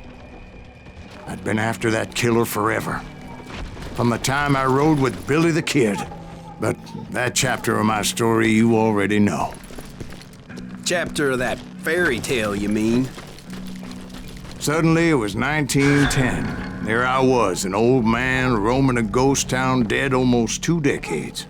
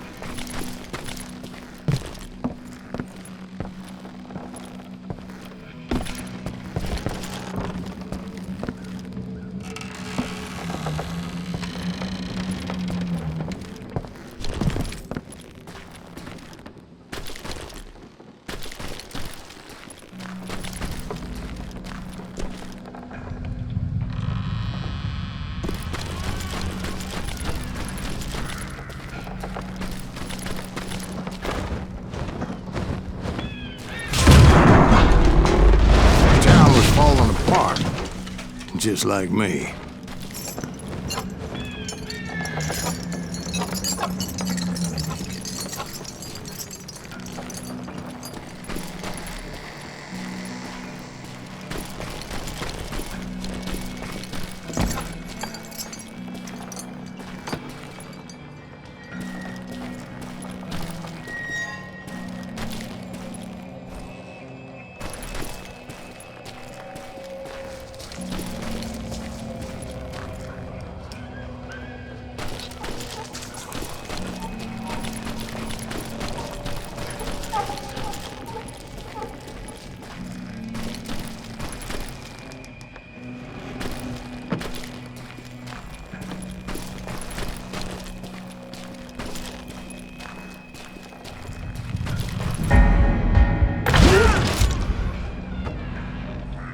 But I wasn't about to call it quits.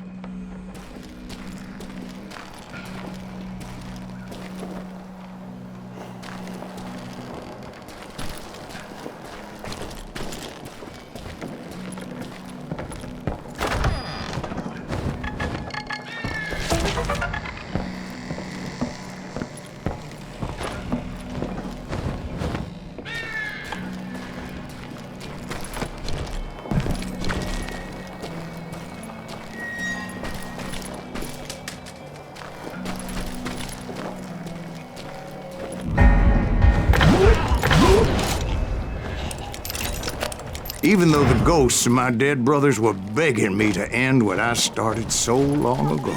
Mr. Graves, are you all right? Would you like some water? The Wild Bunch knew I was there.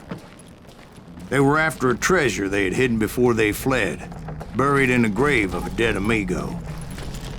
Some folks think the town is haunted, so they figured there wouldn't be many people poking around.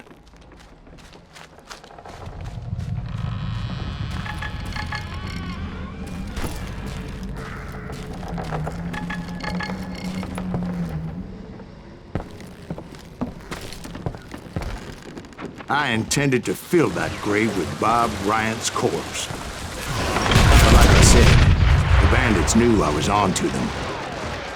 They lured me in. They hit me with everything they had. I need a dustpan! Put that geezer in the ground!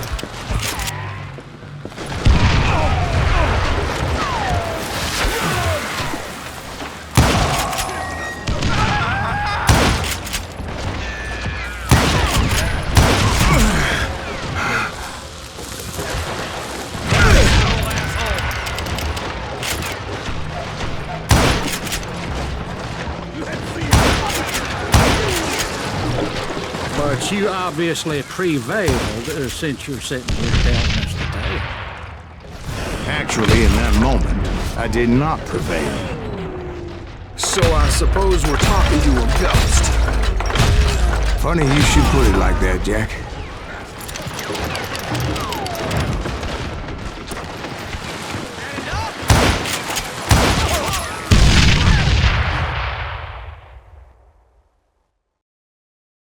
Because when I woke up...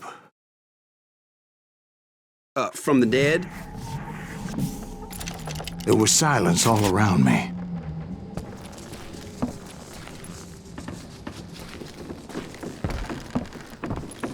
I could swear to God I saw Billy then.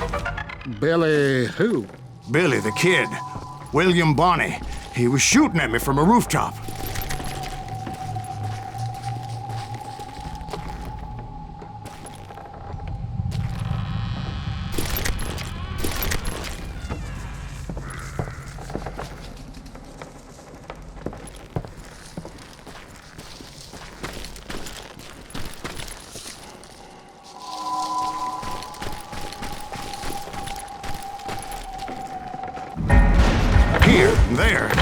Even over there. So I am right. You are touched in the head.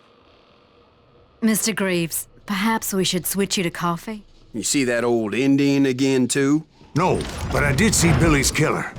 Patrick Floyd Garrett. He came at me guns a-blazing. I knew that old war horse had died 2 years before. I wondered if maybe I was dead too and confronting the ghosts of my past. Perhaps all my sins were coming back to haunt me and drag me down to perdition.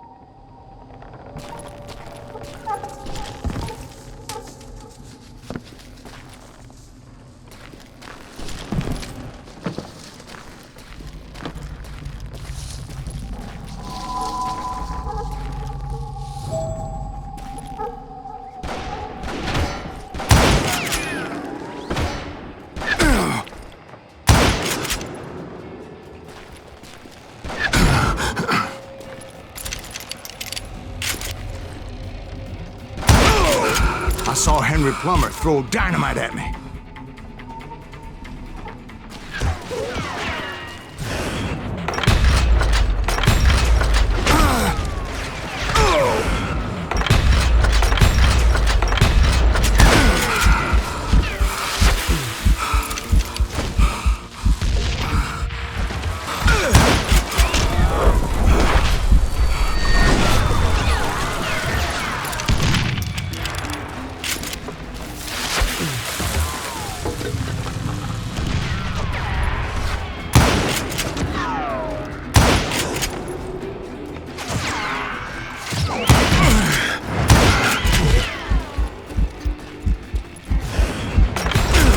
In the gates of the cemetery, I saw John Wesley Hardin, just like I remembered him.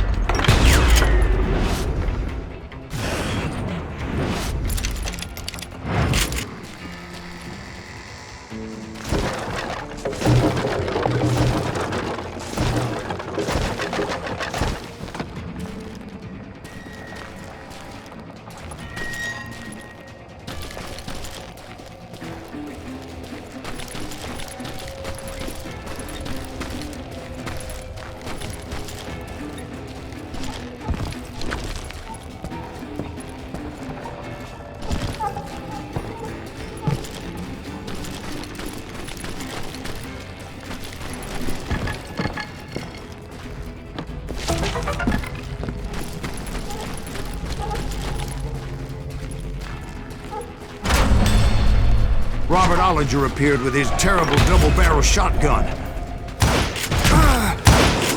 But no ghost army was stopping me. My father-in-law got hit with a fallen branch. He spent the rest of his life talking to dogs.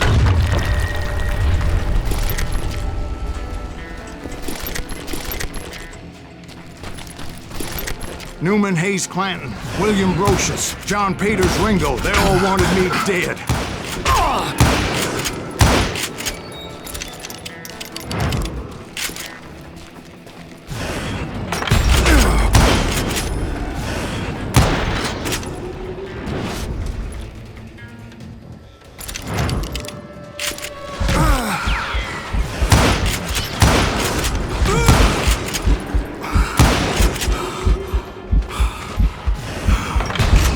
The Dalton brothers, Robert and Grattan, guardians of the Garden of the Dead.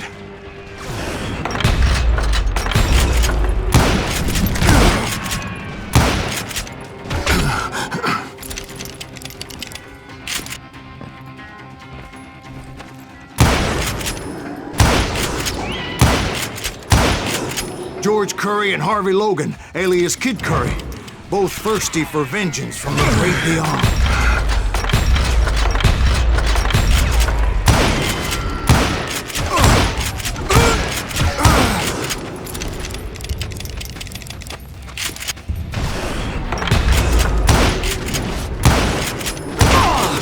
Jesse, Woodson, James, and Jim Reed.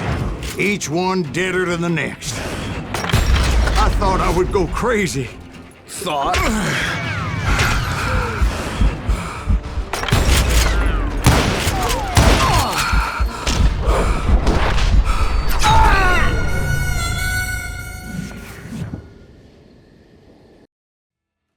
The Dalton brothers, Robert and Grattan, guardians of the Garden of the Dead.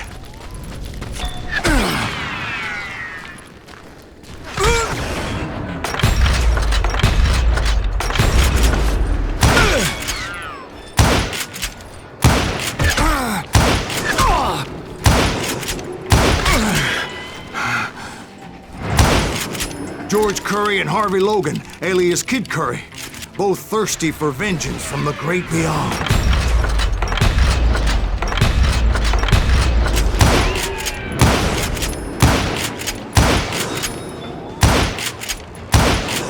Jesse, Woodson, James, and Jim Reed, each one deader than the next.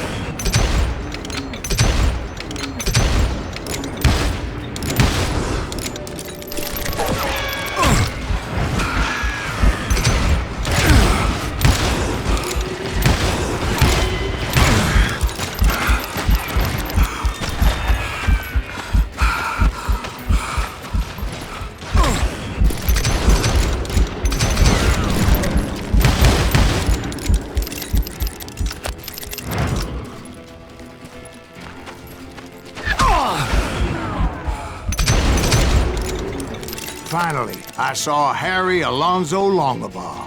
The Sundance Kid? Like a general leading his legion of the dead. You told us before that you'd seen him alive. He was alive.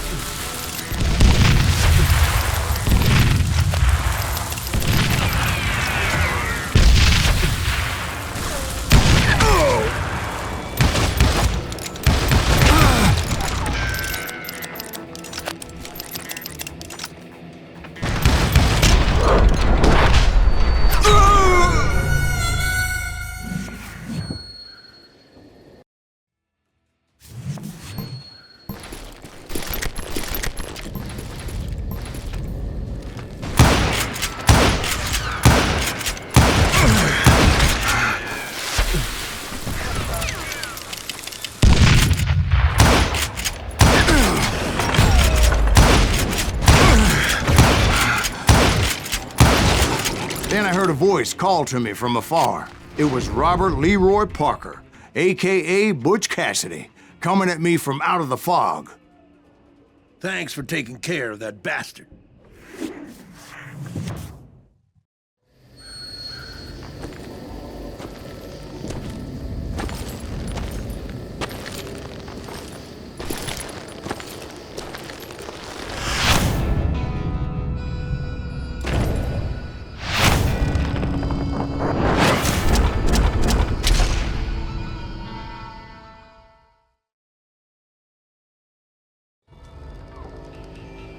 but the kid wasn't quite deceased. Not yet.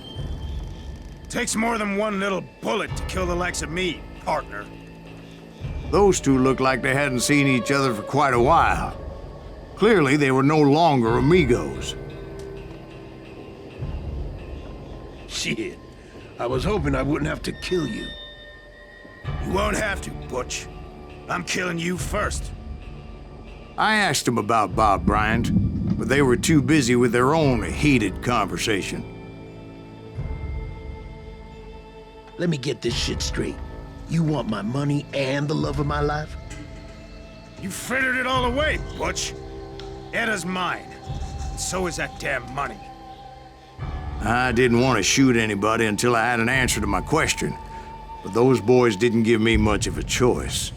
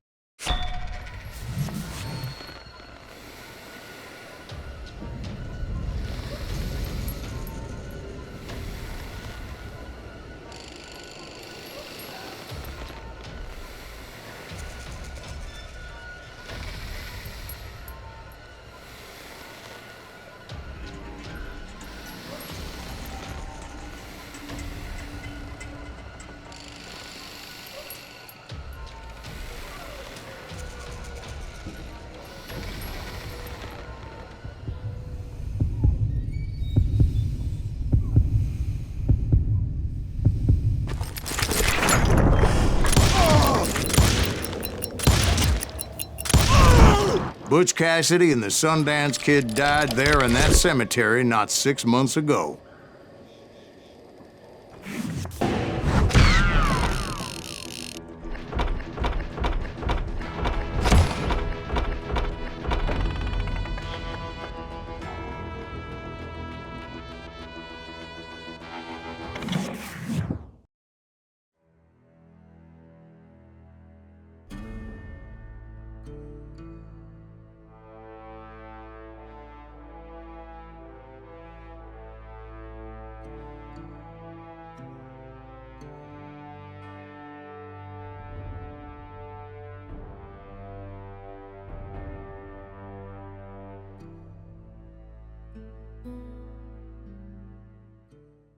Butch Cassidy and the Sundance Kid were killed by the Bolivian army. Everybody knows that. That's the legend, but it ain't the truth. So, you never found Bob? There is no Bob. This old sumbitch ain't even Silas Greaves. Sir, is that true? Have you been pulling our legs this whole time? Well, not the whole time. Oh man, I think you've worn out your welcome here. Maybe you're right, Jack. Maybe it's time to pay. You see, Ben, or should I say Bob, your past always catches up with you. I was a different man back then, crazy. Drinking, I've changed my ways, I swear to you. If I could turn back the clock, But you can't, Bob.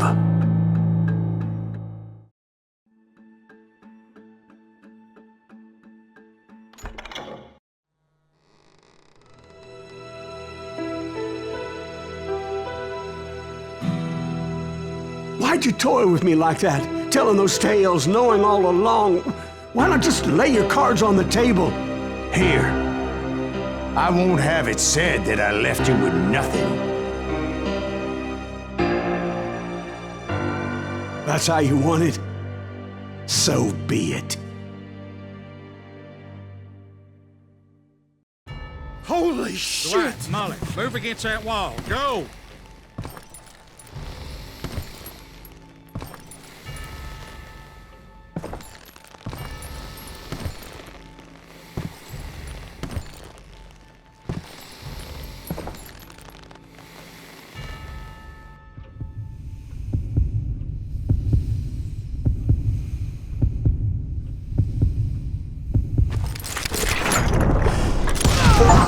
Oh my God! Oh, Jesus!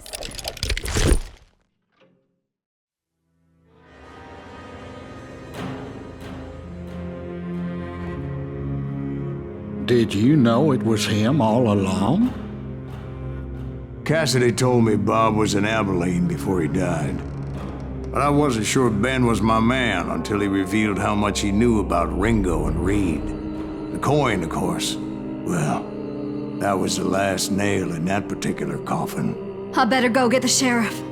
You okay, boy? You're looking mighty shook up. Dwight, maybe you best go home. Young Eisenhower here is leaving for West Point tomorrow. He shouldn't get caught up in something like this. I think I might head out myself at this juncture. Unless you want to stop me, Jack. No, sir, Mr. Greaves. So where are you going now? Now that you had your revenge? Doesn't really matter, does it? As I've sold my soul for it, and will never again walk with those I have lost.